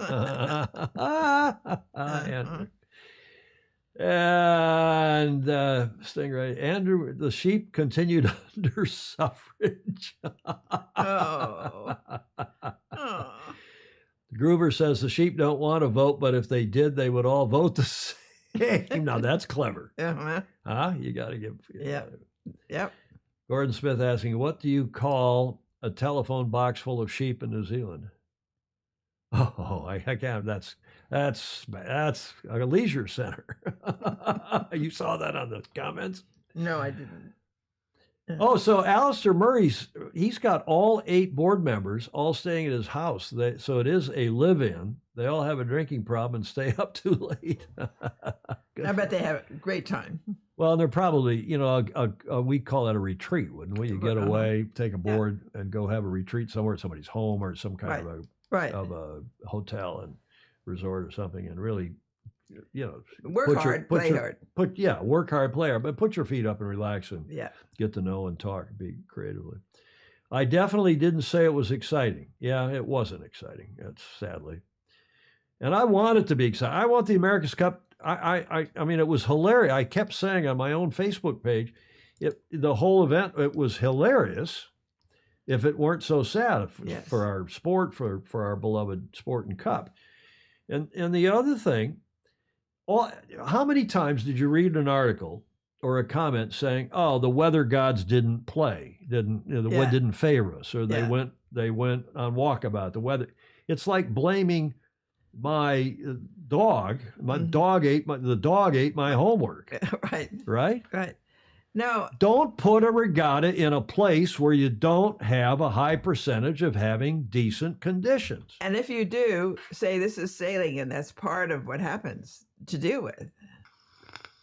Mark Reed is right. When there was a little bit of wind, the racing was pretty good. I read it was windy in Auckland over the week. Yeah, people in Auckland, Hamish Ross and others were checking in saying, "Oh, you can't believe the weather's here. Beautiful." Okay, but you can have light weather there. And also, I resent the comments from some of these croutons. We get a nice shot of American Magic in their win. Some of these croutons who said, "Well, when you started the IACC, it didn't go as the racing wasn't so good." And that is dead wrong. Kenny McAlpine, who was our technical director then, and all the people that I helped coordinate the rule with John Longley, but they had people like Ian Murray and various others who worked on the technicalities of that IACC rule. The first regatta was the Worlds in San Diego in '91, and Ken was on I had the big kind of as the regatta director, I had a big boat with VIPs on it, including McAlpine that day. And we're watching it, and we're kind of thinking, "Oh, God, how's this going to look? Are these boats going to be even close?" And you know what? They all went off the starting line in a fleet race in whatever the conditions were. Didn't matter if it was breezy or light. The boats went uphill. The boats went downhill. They looked great. And the sailing was fabulous. The first regatta for the IACC class. And, of course, this class isn't even the class that's going to race in the America's Cup next year. These are one design 45s. So I ask all of you as we go through these slides and then get to the big question, what is correct about this? What is croutonic? What needs to be changed? How would you change it? Let's don't just bitch and moan. Let's talk about what changes should be made going forward, maybe not just between now and Saudi Arabia, but going forward. If you were the America's Cup czar for the next cup, what would you do differently? And let's talk about that in a minute. I'll go to the comments again. American Magic was on fire. Emmett is saying, yes, they were on Sunday morning. And you got Tom Slingsby, who I keep saying, and others of you do, it's not just myself, keep saying, he's the best in the world. He's the best. He's maybe the best sailor in the world, certainly the best foiling sailor in the world. And you got to say those two guys on the Kiwi boat, too, as the two guys on American Magic. All for it. So let's talk about what was really bad and what was really good. Okay, so where are we here on comments, Julia? When there was a bit of wind, the racing was pretty good. Yeah, okay, that was Mark Reed's comment we read a moment ago. One hears that the Villanova event was the major focus by T. Hutch for his team during the past several months. I'm not so sure that's true, Stingray. I think they're working on big picture stuff, but I think the fact that they have such good sailors, and the other two guys on that boat are the four of them, all four of them, not slouches. You got, and Southern California has had quite as Dion, I heard from Dion, Bill Ficker's daughter, right? And she sent me a long email this morning, and Dion McDonald, and Dion said, SoCal's really had quite a go. Not only does San Diego Yacht Club win the Invitational Cup, but you got these guys on American Magic, who are mostly SoCal guys, having a good go. And Mark Reed is saying American Magic will not be racing in Jeddah. As we all know, sometimes the best action in the America's Cup happens off the water. Julie Aaron's pointing out that, yes, she's got it right. The one team that was not in that, this is how we don't know the teams. It's hard to recognize. We say, what team's not in that photo? It was a Swiss. It was Alinghi. And Alinghi are not amused because their boat on Sunday broke down. And the commentators either didn't know or they didn't want to say because they had apparently a hydraulic problem on that boat. It never got across the starting line, I guess. Was that in the last race or one of the races Sunday morning? And these are one-design boats. You're not allowed to play with the systems. You can't go in and try to fix it. The technicians, the engineers have got to come to it. So whatever the problem is, I think one hears there's a bit of angst between Alinghi and the Kiwis, the management of this event. But that's for another time. Gordon Smith saying those patines, those catamarans without those catamaran boats that are the indigenous boats. They had a bunch of that, a big regatta. No rudder, no dagger board. They're kind of like Hobie cats without a rudder. So you steer them by easing and trimming the sail and moving your weight fore and aft on the rocker. The hulls have big rocker. Cool boats, interesting boats. But that's what Fritz Mueller, I hope I explained that. Gordon, if I didn't, help out with that. Andrew McIrvin saying they should put them in those rudderless cats. It would be more fun. The patines. I think that's how you pronounce it, isn't it? What else? Yeah, Gordon Smith's explaining it. Thank you, Gordon. Steve Gruber, for sure they shouldn't race when they have to tow onto the foils. How ridiculous is that when you're seeing them tow the boats onto foils, slingshot their way into the pre-start area, drop the tow, and then the boats fall off their foils, or all but one. Crutonic. How do you explain how one boat is going 5 knots and another is doing 25? Exactly, Tom, a retreat. That's what Alistair's doing with his board. Nice. The dog ate my flash drive. Yeah, is that what they say? You take your homework to school on a flash drive now? Wow. Yeah, 92 was a good cup. 87 was fabulous. 92 was good. 07 was good. 83, of course, is good too. Stingray is pointing out correctly that Ian Murray is under orders to start a race for those foilers at the minimum wind speed of 6.5 knots. He should instead be ordered not to, Stingray says. And AC 92, yeah, 92 was great racing. Thanks, Steve Gruber. Most teams got the design wrong. Yeah, and they all started out with very wide boats. They all looked like aircraft carriers. And by the end of the event, people who built more than one boat. Yes. And of course, we built 100 of those IACC, which it was originally the International America's Cup class. And by the way, does any of you on here know why the I was dropped and it became the ACC class? No. We'll see if anybody puts that in the comments. I always thought it was international. Well, it was originally. We named it the IACC, and then for reasons that I will explain in a moment if nobody gets it. Ed Worley will probably get that. Well, the AC-75's foil and less wind, John Emmett is asking. Good question. One design 40s. Yeah, thank you, Clark. One design 40s, not 45s. Did I say 40? I did say 45. I like these starts better than Sail GP. Real starts, meaning upwind starts. I agree, Baton Rouge. I like the upwind starts as well. The minimum wind speed is too low, should be a min. Yeah, for these yachts, Ted, the problem is you've got to have racing that is capable of going in 5 to 25.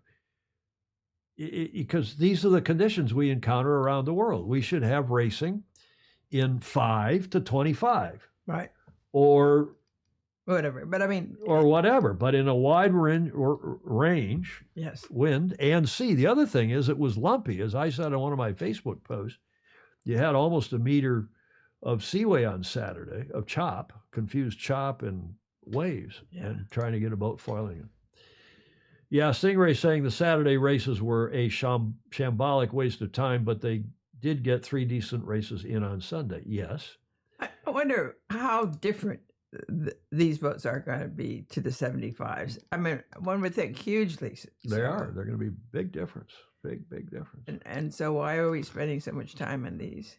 A good question. Good point. Because they thought they'd get more teams involved. I mean, the French wouldn't be here right now if they couldn't have bought one of these boats and be sailing with only four people on the boat. So it's the overhead is less.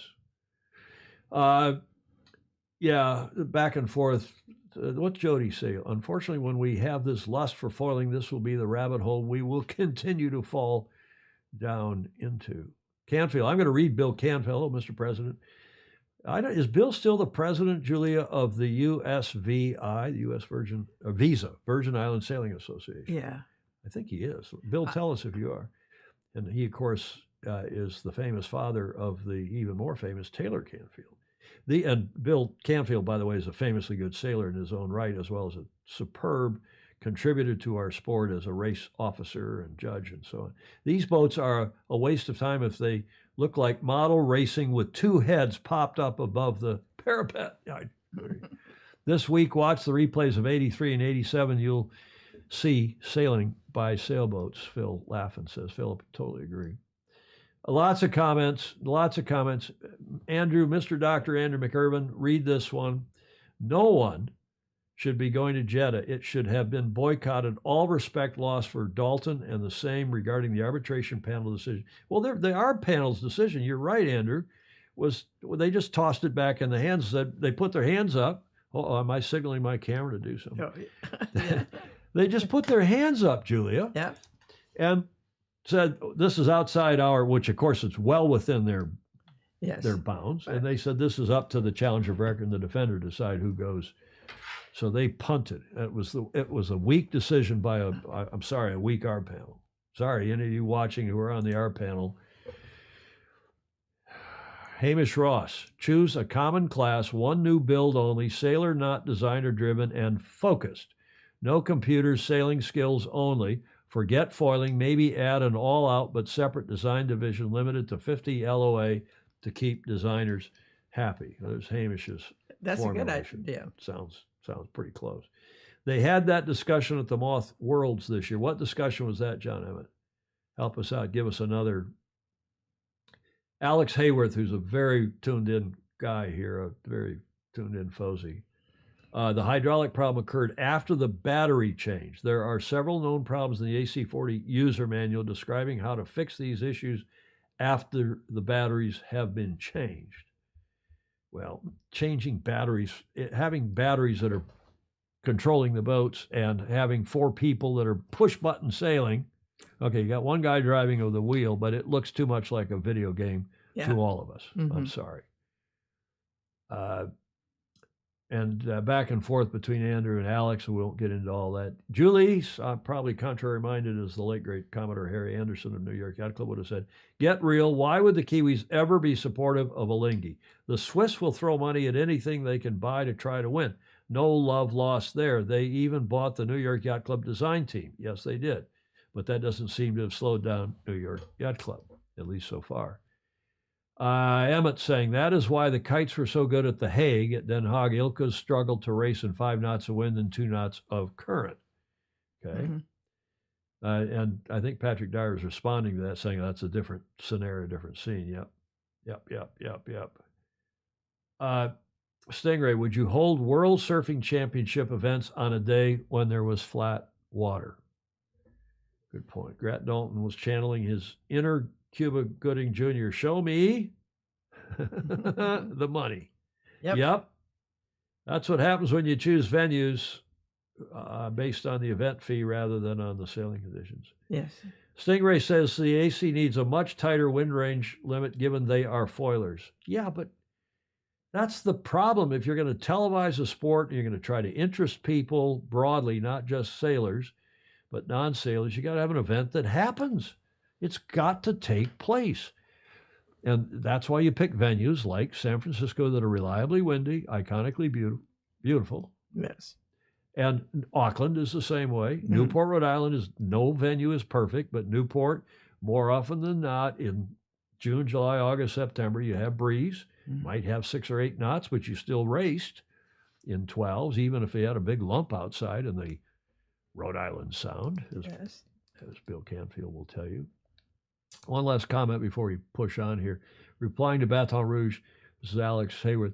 Baton Rouge, but in the AC75, the load on the Traveler, where is this? The load on the Traveler is allowed to be used as an input to moving it up and down. Yeah, we've got to get somebody out here to really talk about the controls. But I just don't want to do it until we get into the AC75s. Yeah. Okay, a lot of back and forth. Mark Michelson, good point. Perth, wind sharks, Aussie accents, bikini. Yay. Let's go back. I mean, you know, people regard, Julia, San Diego as being a terribly light venue. Mm-hmm. I mean, it's a lightish venue, but Yeah. you know how many days we lost in the whole Challenger Selection Series, the Louis Vuitton Cup, that whole stretch, and the America's Cup match in 92 and in 95. Forget about it. And even in 88, we lost. Okay, there were only 2 races, but we only lost 2 days of racing and the whole time in San Diego because it's reliably windy and iconically beautiful. Not reliably heavy wind like it is here. Okay, so we got a lot of comments, a lot of good suggestions. Remember March 5th, 1995. Yeah, Mark Reed is talking. That's the day it was really rough and really, I think, right, Mark? The day it was rough and windy. We had people up the Mass, Ralphie Steitz and others. Short course racing in TP52s would be exciting. I think he means more exciting. Venues with reliable wind, Shetland Isles or Scarbados. Where's Andrew McIrvin or Andrew Pindar when we need him? Okay, so I got some pictures here. The Bravo Zulu, I don't have a video from them. There were a couple. They weren't too, frankly, inspiring from the New York Yacht Club team. But here's the guy who deserves a lot of credit.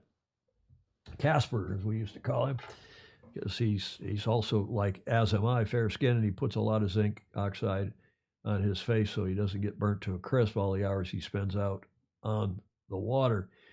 And Terry Hutchinson, T. Hutch, by taking himself off the boat and hiring Tommy Slingsby there in the back of that in the 3 of them, you've got to give T. Hutch a lot of credit. And this guy, Tommy Slingsby, if anyone can win the cup back for New York Yacht Club, it could be him.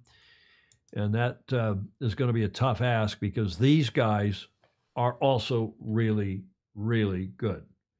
And they've got 2 good drivers. They've got a fabulous deep crew.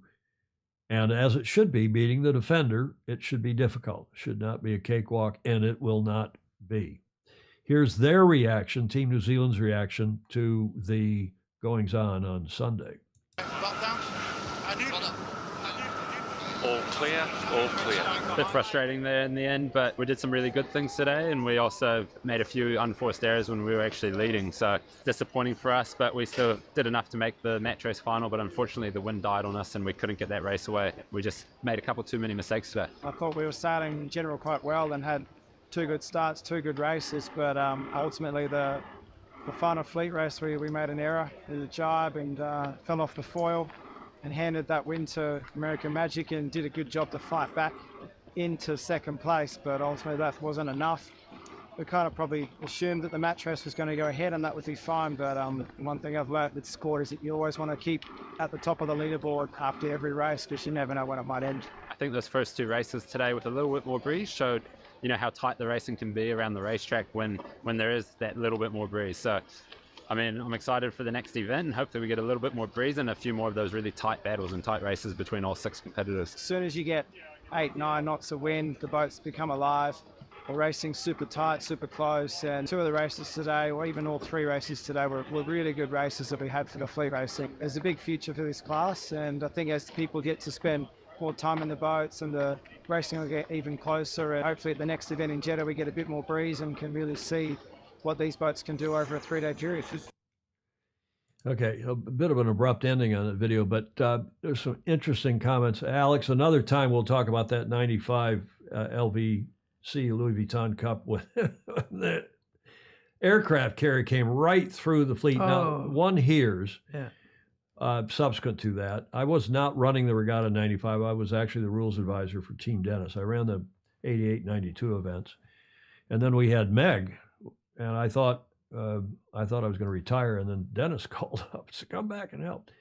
That aircraft carrier thing was scary. I wasn't out there that day, but everybody who was said it was just, you've seen pictures as well. It was, I mean, you talk about having to change your underwear after that day. Yeah.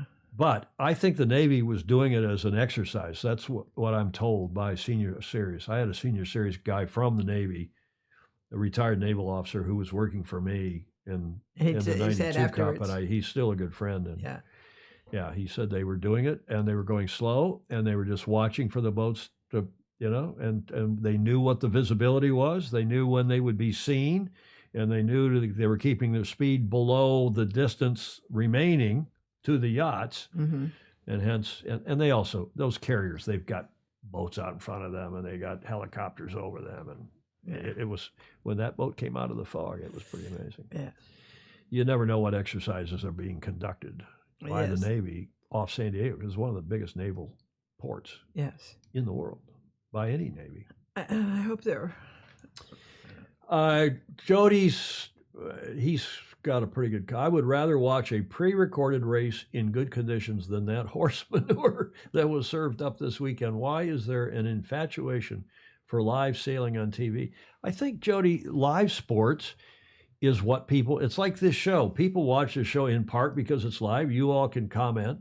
It'd be a lot cleaner and in some ways even easier to produce if we were recorded and then edited, but we wouldn't have live comments and that feel of, And hey, we're all- everybody wants you looking for the mistakes. Or well, whatever, some of that, yeah. but it's mostly people, you know, we've got Alistair Murray where it's down there on Wednesday morning at what, 7:30 in the morning, whatever time it is down there. And we've got people late at night on Tuesday night in Yes. Europe and everywhere in between. So I think I understand that, Jody, but look at what golf does. Think about golf. The majors, at least as far as I'm aware, and I think not just in this country, but the major golf events, Julia, if Sunday, the final day of a golf tournament, is the weather is crotonic, what do? Postpone. They run it on Monday. Yeah. Same for tennis. Yep. You know, if things get washed out or you have some force majeure, act of God, and you can't run the racing on Sunday live, you run it live on Monday. You know, almost always it works. Yeah. Several people made that comment. You know, why don't we just plan for that? And you've got to. Yeah. Okay, I understand Russell trying to save money. I understand Grant trying to save money and saying we're going to go live, and the crowds are there, and Yeah. what else? What else? I think Jody makes an excellent point. Why not schedule a week for? Yeah, well, that's the other thing, Gordon. I think you're spot on. Trying to run a regatta over just 4 days is really difficult. We've learned that. John Emmett will tell you they don't go to any regattas in the Ilka class that go for 2 or 3 a weekend regatta at their home club, which nobody, if you lose both days, it's not the end of the world. Yeah. Okay. And a video summary of the successful races for broadcast purposes. Yeah, okay, fine. But people want live. I get it. All the pro sports are live. I like Andrew McGirvin's comment. Even my wife watches when it's live. That to the Who said that? and McGirvin's wife. Andrew McGirvin. And she watches the show live. Yeah.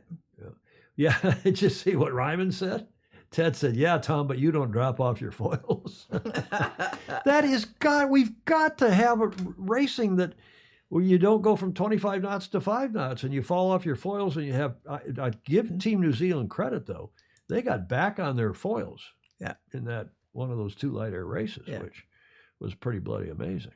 Okay, here's a video from Luna Rossa Prada Pirelli.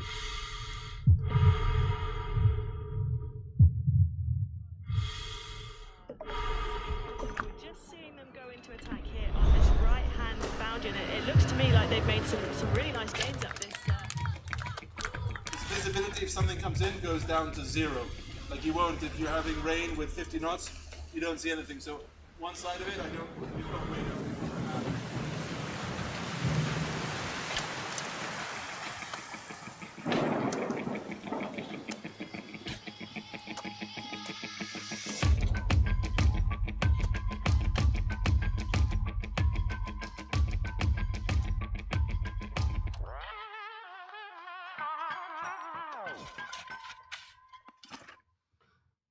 Okay, so that's Luna Rossa. They have a whole different style, and I don't know if it's good or bad. I think it's very effective. I think they're doing the brand. I think is doing very well, and you got to give Mr.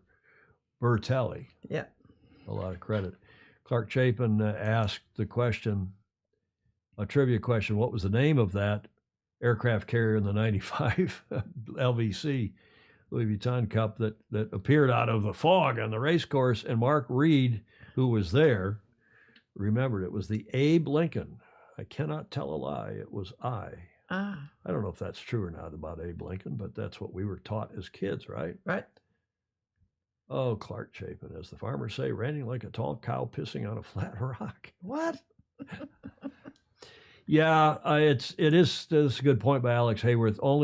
Only 6,000 watched live on YouTube. I mean, we're not the America's Cup.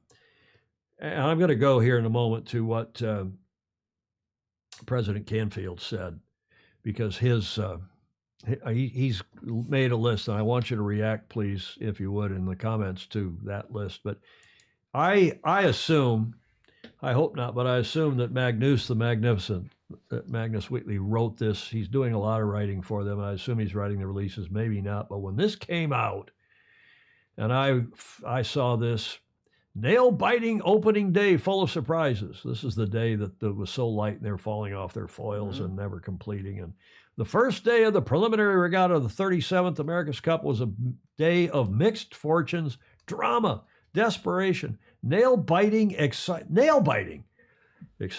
This is, you got to know this is a Brit, because we say light air, they say light airs. Exquisite light airs technique. Yeah, right. As the Kiwis would say, the Tui beer advertisements. Yeah, right. Exquisite light airs technique, intention untold with a new name on the podium, meaning the French, and brilliance shining through. Oh, my goodness. Now, Julia, you love Magnus, as do I. I do. But that was a bit over much. the top. Yeah. For any day, let alone a day that was frankly awful. Well, maybe it was the most exciting part of the day. Well, the press release, you mean. Yeah. So it was George Washington who said, I could not tell a lie, it was I. Not old Abe? Okay. Is that rather, it is rather Magnus, is it not? That's what Gordon Smith was saying. I didn't ping him. I wanted to. I said, I wanted to ping him and say, Magnus, tell me this wasn't your prose, but I'll get to him sooner or later. Yeah. Our Brazilian Fozy weighed in. Alex Saldana with a pithy and very good. Look at this is the start of one of those races Saturday morning. And he's saying, call it whatever you want, but it's not sailing. This is pathetic. As the boats were towed in and they're reaching up and over and back north, above the starting line, below the starting line, trying to stay on their foils and then falling off.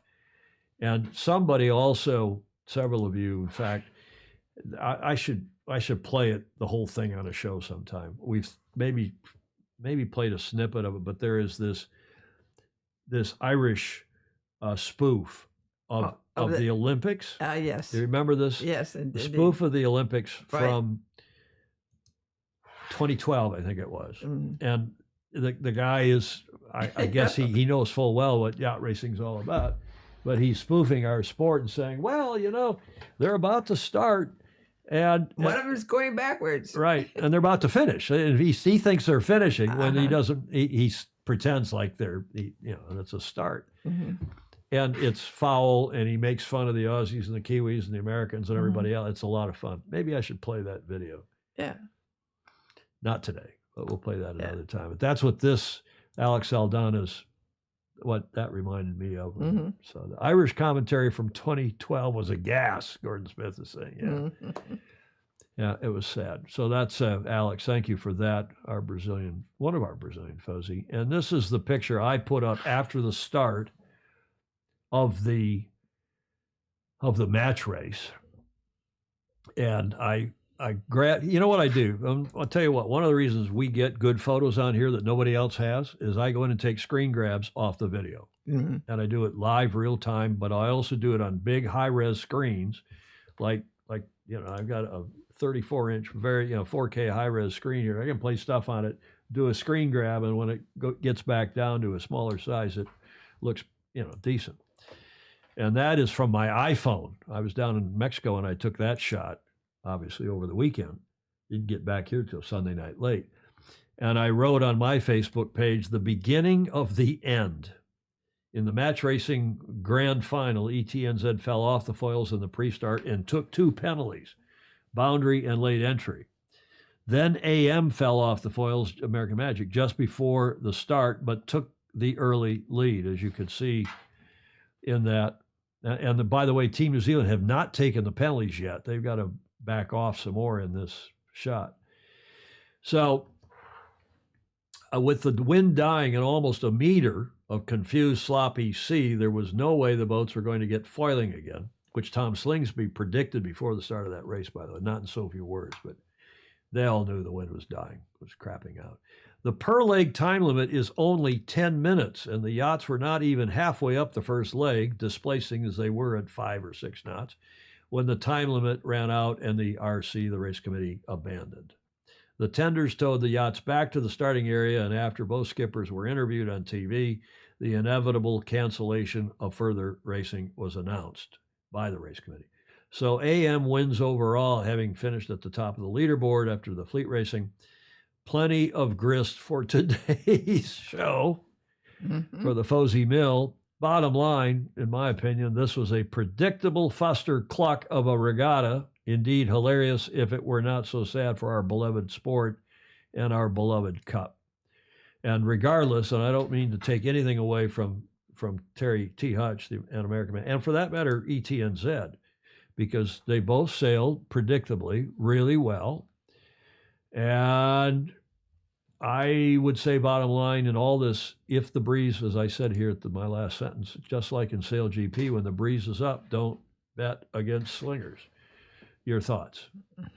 Well, I'll go forward. Then any other comments, then we'll go back and read them. But even Scuttlebutt, as I said at the top of the show, ran quite an interesting article. And the headline was, "Sorry, this is now going too far." Craig Lewick did a little bit of a lead in and then took comments that had come in, I guess letters to the editor. And I'm only going to use one. And this was Bill Canfield's letter. Bill, who's a Fosey, been on the show several times and was watching at least earlier today. He said, "Something is wrong with the America's Cup concept when the most exciting part of the race is when they fall off the foils." Yes. What did we learn from the first America's Cup event? 1, sailing can be boring to watch, but when you add light wind foiling to the mix, it gets really boring. And light air being behind is advantageous. Well, maybe. Depends on where the wind is. When you can only see 2 heads, it looks more like model boat racing than a real event. How true. What a great observation. Yes. When the action, this is point 4, when the action is stopped for lack of breeze, you probably should not show live exciting action from past events in 12s and 70-footers. It is confusing to the non-sailor, and they may question the wisdom of moving to foiling boats that feature just heads. Helmeted heads. 5, what does spending millions of dollars on just the tips of foils really achieve unless conditions are perfect, which seldom occurs? 6, how and why would one take the world's most premier and historical sporting event and throw away the positives, traditions, and all things that once contributed to its heritage and historic value? Nice. You agree with that, Julia? I do. Huh? Superb point. 7, in 1987 Fremantle, 3 million viewers got up in the middle of the night. And this was during the Challenger Series, too, not just during the finals of the night to watch the action. We can safely say that will not happen again with these non-sailing hulls. 8, Sail GP has a much better product than the America's Cup, and they continuously make their events better with innovative ideas. So Mr. Canfield, our Fosey, longtime friend Bill Canfield, was president, maybe still is, of the U.S. Virgin Islands Sailing Association. Let's just ask, how many of you think Bill's views are largely correct? How many of you think Bill's views are largely crotonic? C or C here. And while we're doing that, I'll play one other submission that came in. You know, this could be a caption contest, but one of our Fosey sent this in and said this was a perfect not really an allegory, that's the wrong word, but what's the word I want? A metaphor for the racing that went on in Villanova. Yeah. He said this represents a dramatic fight between two submarines. You know who sent that in? Dr. Hamish Ross. Oh, did he? Clever Hamish. Dramatic fight between two submarines, indeed, as the comments come rolling in here. At Baton Rouge, interesting point. I was one of those up at midnight in the 5th grade, Baton Kennan and down in Charleston, over in Charleston from us, but down from the Northeast. Fritz Mueller, correct. Todd Johnson, absolutely correct. Ed Worley, correct. Bill is correct. Julie Aarons, of course, he is correct.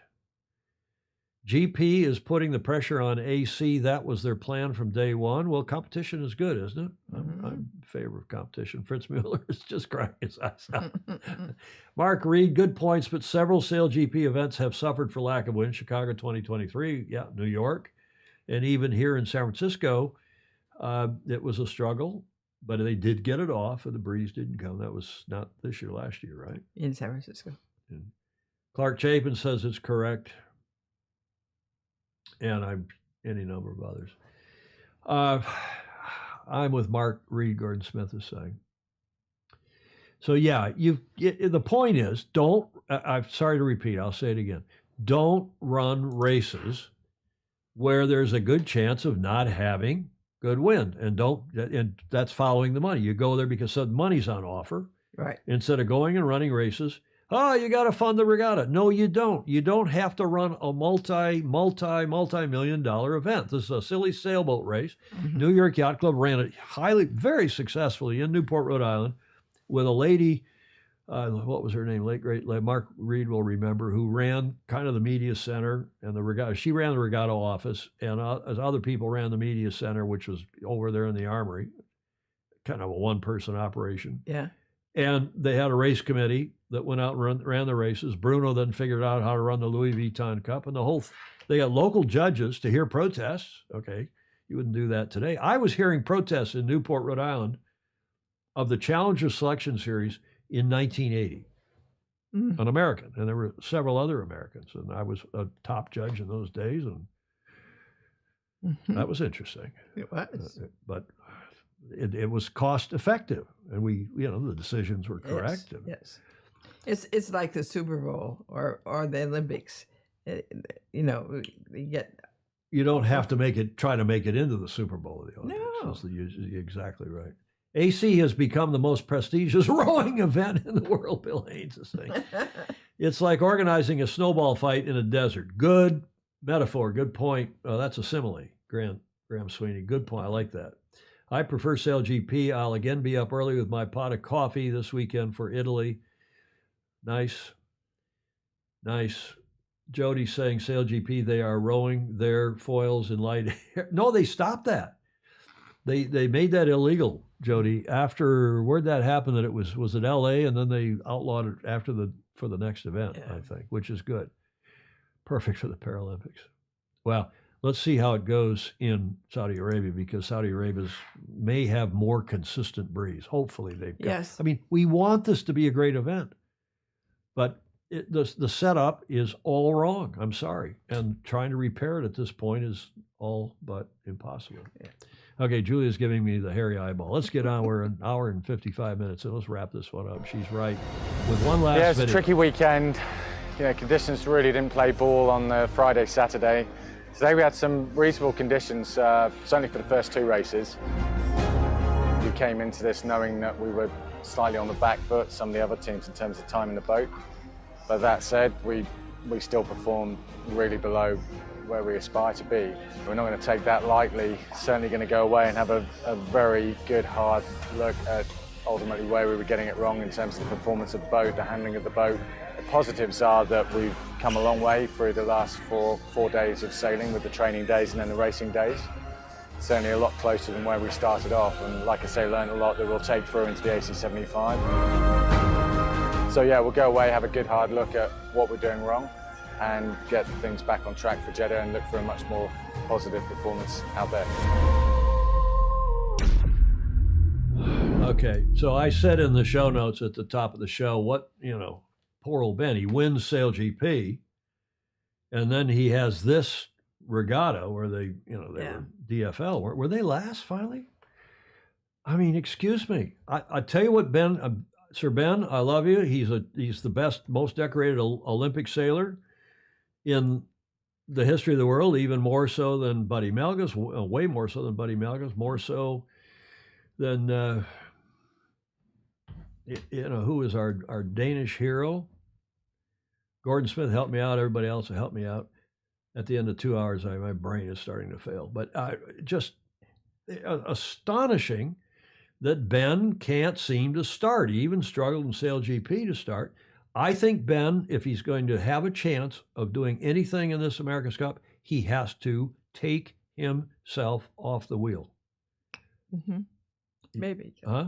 I think Sir Ben, I mean, here's the guy that came onto our boat in San Francisco in 2013 when our other beloved tactician, John Kostecki, who, was a key player in our winning the Cup in 2010. And I've done other campaigns with John, and he's a longtime terrific sailor. And Russell Coutts made it with Larry, but Russell made the decision, a hard decision, to take JK off the boat and put Sir Ben on. Mm-hmm. And that was a turning point. Part of it was a morale boost, part of it was better tactics, part of it was just new input from the sailors to the design team. And to John Kostecki's everlasting credit, he did not quit. He didn't go off and become a wallflower. He still went to the meetings. He still contributed. He was still helping the guys get back on track and try to win that, guys and gals, and try to win that event in 2013, which, of course, ultimately we did. They did. Yeah. So Sir Ben is the best. And I hope he'll take himself off the boat because he's got plenty of other talent. He's got plenty of other talent. And Elstrom, thank you, Ted Ryman, and any number of others. Paul, the late, great Paul Elstrom. Ah, yes. And run the program the way Terry Hutchinson has done. That was a bold, big, smart move by T. Hutch, take himself off the boat after their abject failure in New Zealand. This is professional sport, and people have got to be willing to stand up and say what they think what they say, like the Fozy do, like we do. Yeah. And we're not going to pull any punches here. We're also going to try to be fair and correct and see what all of you think. GBR, let's see what we're going here. Can't run the team and race the boat. Who said that? Andrew McIrvin. Look at that. Even DC knew that. Brad Butterworth said that when it was BAR racing in the last cycle. Mm-hmm. Dennis figured that out. He stopped trying to drive the boat. He put Paul Caird on. Here it was in San Diego in 95. Paul never knew if he was going to drive that boat or not on a given day. Dennis might start the boat and then hand the wheel to Paul. He might say, no, Paul, you just do it. Dennis was on the boat most days, but not all days. And Paul drove. And from basically 95 on, somebody else, Kenny Reed, others drove. And Dennis was right. You got to run the team. You got to raise money. Yeah. You got to. Yes, absolutely. And at some point, your skills, whether it's our ability to talk and maintain our train of thought and so on, at some point you age out. Yes. And when you're sailing these foiling boats, even non-foiling boats at a high level, at some age, Dr. McIrvin will tell us probably. Mm-hmm. And tell you what, John Emmett understands this as well or better than anybody. Yes. And he understands the skills that are required to try to maintain top level. Right. Eye-hand coordination and all the other stuff. Right. Muscle memory and so on. Bill Haynes equipped the AC boats with paddle boards that can be powered but a lot of other people said the same thing, Julia. If these boats are going to be computer operated, push button operated, why don't we run them from the yacht club bar? Why don't we run them from on shore where you can see them doing this stuff? Mm-hmm. Because and you could have 14 sets of people running the same thing, but with their own tactics. Well, as Bill Canfield said, you see the tops, not even their faces, the tops of these helmeted heads. And people who tune in, especially traditional sailors, but I even think new people, they think of what have they seen at their local clubs, on their local water, on their local lakes. They see spinnakers going up and spinnakers going down. And until we get back to that, I'm afraid we're never going to have an audience. I just flashed on one of Apple's new announcements this week about their whole vision. Oh, they have that Apple Professional Vision thing. Yeah. Yeah. Well, we'll see. That they could run it with that. And I just don't think that's you can see the professional sports here that you can run with these apps and simulated games. That's not interesting. I want to see the men and women run up and down the court, hit the ball across the net. Umpires run it working from home now. Yeah, we can quit beating around the bush. It just plain sucks, Windrove says. The outlawed paddling. Yeah, the outlawed padding. That's right, Mark Reed. Thank you for that. Okay, on. It's called Codger time. Is that what we're on now? 205 million pound budget. Yeah.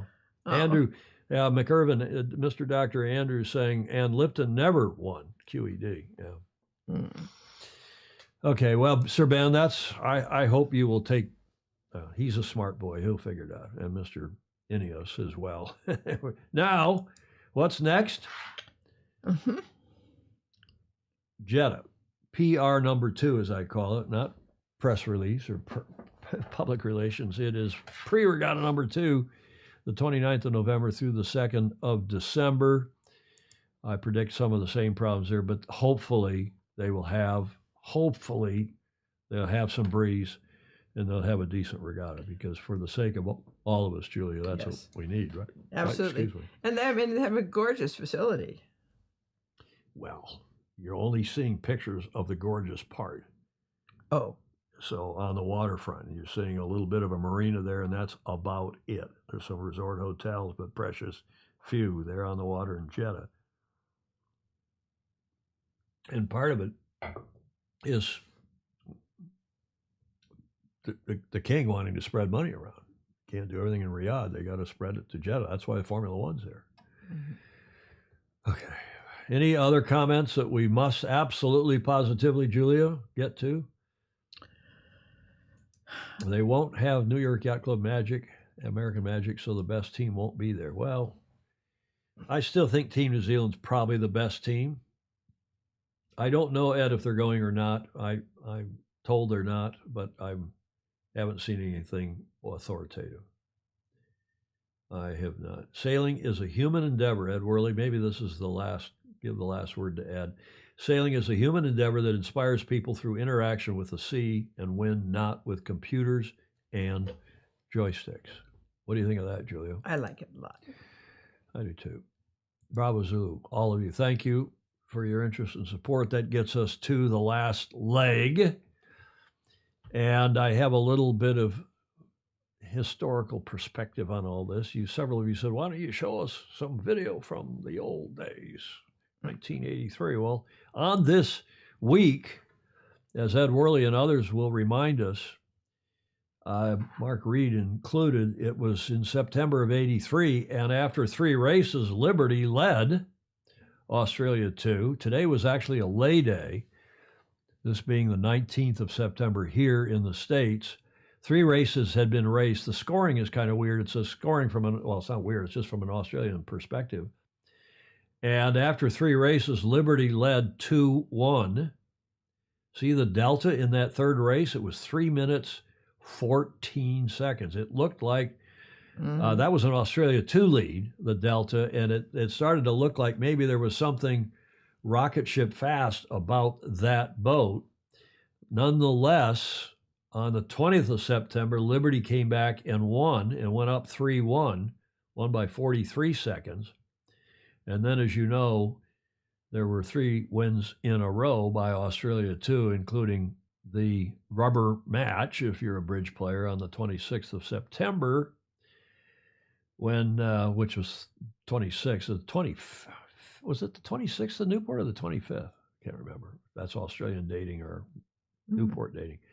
Here is, just for the record, is a very brief video from a San Diego television station on that fateful day. in September of 1983. It was an unprecedented seventh and deciding race for the America's Cup with southerly winds at 8 knots off Newport, Rhode Island. Liberty, having removed 924 pounds of ballast, jumped to an 8-second lead at the start, built up a 29-second margin by the first mark of the 24.3-mile course, and increased the lead to 45 seconds by the second mark. On the third leg, Australia 2 gained, and Liberty had a 23-second advantage. But on the fourth leg, Dennis Conner skippered Liberty to a 57-second lead. The fifth leg was the decisive one. With 9 miles to go, John Bertrand found a wind shift, while Conner let the Australians get unobstructed air. The controversial winged keel may have proved its worth, but Conner was outsailed, and the faces of supporters at the San Diego Yacht Club became concerned. Australia had a 21-second lead by the fifth mark, and Australia, too, sailed to a 41-second victory. Local sailors then broke out into a sportsman's cheer.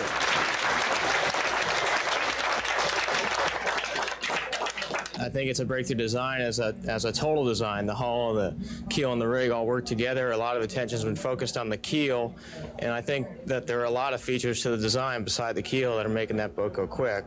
Certainly the keel is a big part of it. Was that the difference today? Certainly the boat speed on Australia 2 made a difference today, the way they came back on the run, the fifth leg of the race. Well, it was hard to tell what happened on that downwind leg because of the coverage that we were getting. It looked like Australia 2 got off onto the right side of the course and brought some wind down with her and caught Dennis, and I don't think there was much Dennis could do about that. You don't want to take anything away from the Australians. They won the race and they sailed a fine race, and but I don't think you can take anything away from Dennis either. So Australia 2, skippered by John Bertrand, wins the America's Cup, breaking the longest winning streak in sports history of 132 years. But there's already talk around the yacht club here that Dennis Conner will be back in Australia in 3 years' time to recapture the Cup. Richard Saxton, 10 News, San Diego Yacht Club. Now that is a video I bet few people have seen. Yeah, have you seen that one, no, Julia? I don't remember. Not that I remember, anyway. Yeah, I hadn't either. I appreciate it. It was sent to me not by one of our FOSI, but by somebody who asked not to be.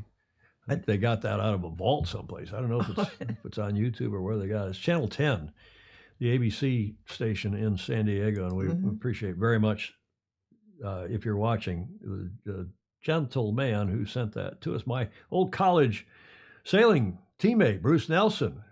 So this is in '83. Yes. We graduated. He graduated in 16 in the well, he was so 73. He's 30ish then. He and I sailed together at Michigan. I was a year or two behind him, but great sailor. So speaking of all that, Ed Worley will be back. He's got a AC history trivia challenge for us on Friday, and we'll look forward to that. In the meantime, the women's match race tour, the final event of this year, as it is at the KDY. Gordon Smith knows that club well. It's in Denmark. It's in Skoshoved, up the shore from Copenhagen. From their the club has two beautiful facilities, and this is this weekend, the 21st through the 24th, at the Royal Danish Yacht Club. In Danish, that's KDY. They're up the shore in Hellerup. Did I say that right, Gordon? Up the shore a bit from downtown Copenhagen, and it will be a fabulous event. That is a photo, Julia, from earlier this year, that the World Women's Match Racing Tour event that was here in San Francisco, where it is reliably windy and iconically beautiful right off of Crescent Field. That was a great regatta. A terrific event, and thanks to James Pleasance for helping us with that. We'll have more on that. In fact, James promises us some mid-regatta info on Friday, because that regatta is taking place this Thursday through Sunday in Denmark. Okay, that gets us now. Get your finger ready, Julia. I have only one. Yes. You know, the only one, and it's a video. I don't think we've ever aired. Maybe we've aired one or two videos, but this came from one of our favorite FOSI. Yeah. And have a look at this video here in Whiskey Tango Foxtrot. Things you might say about your computer, but not your girlfriend. It's gone down again.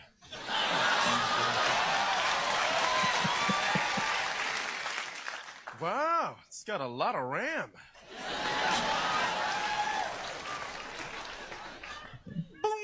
Oh, was easier to get into than I thought.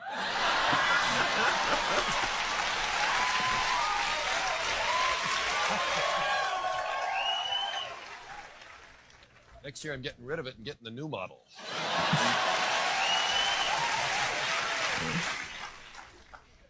Come on, let go of my floppy. Okay. It's not exactly clean, but it's not too bad. That came from Jeff Waller Oh my goodness. in Australia. Thank you, Jeff. It's one of the first submissions he's made for Whiskey Tango Foxtrot. I think I have one or two from Clark Chapin and a couple others for Friday's show. That gets us to the finish line. Hope you enjoyed the show. I appreciate you very much coming along for what was a 2 hour and 11-minute show. And we hope, Julia, that they will. Like, follow, and share. Exactly.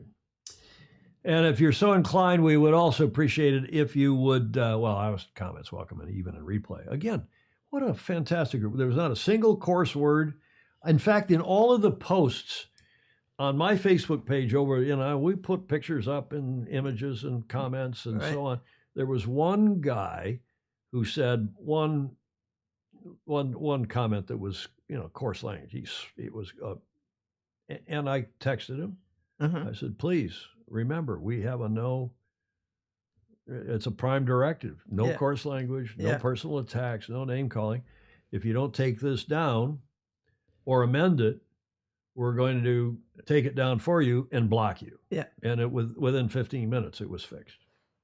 And that's in part because people on here, our foes, who go and say to those folks, hey, we don't do that here on this. And that's a credit to all of you. We appreciate it very much. Comments are welcome. We also appreciate those who give us $1 or $2 or $5 or $10 or more a month via patreon.com/join/Sailing Illustrated. Become a patron, because this is viewer supported media, to be sure. THANKYOU. Thank you very much to those who do give us audio, video, and images for this show. Ted, it's nice to have you all back. I'm delighted to be back. It was a nice week off, and we'll have a good show this Friday and another show Tuesday. Then I'm taking the following Friday off, a week from this Friday, because I am producing the member shows up at the Stag Cruise, the St. Francis Yacht Club Stag Cruise. Julia, final word to you. No, it's nice to begin the first day of fall, which promises to be jam-packed with stuff. When is that, Friday? Today. No, today's the 19th. Is it the first day of fall? I think so. It is? Somebody said that this morning early on the... Isn't it the 20th or the 21st?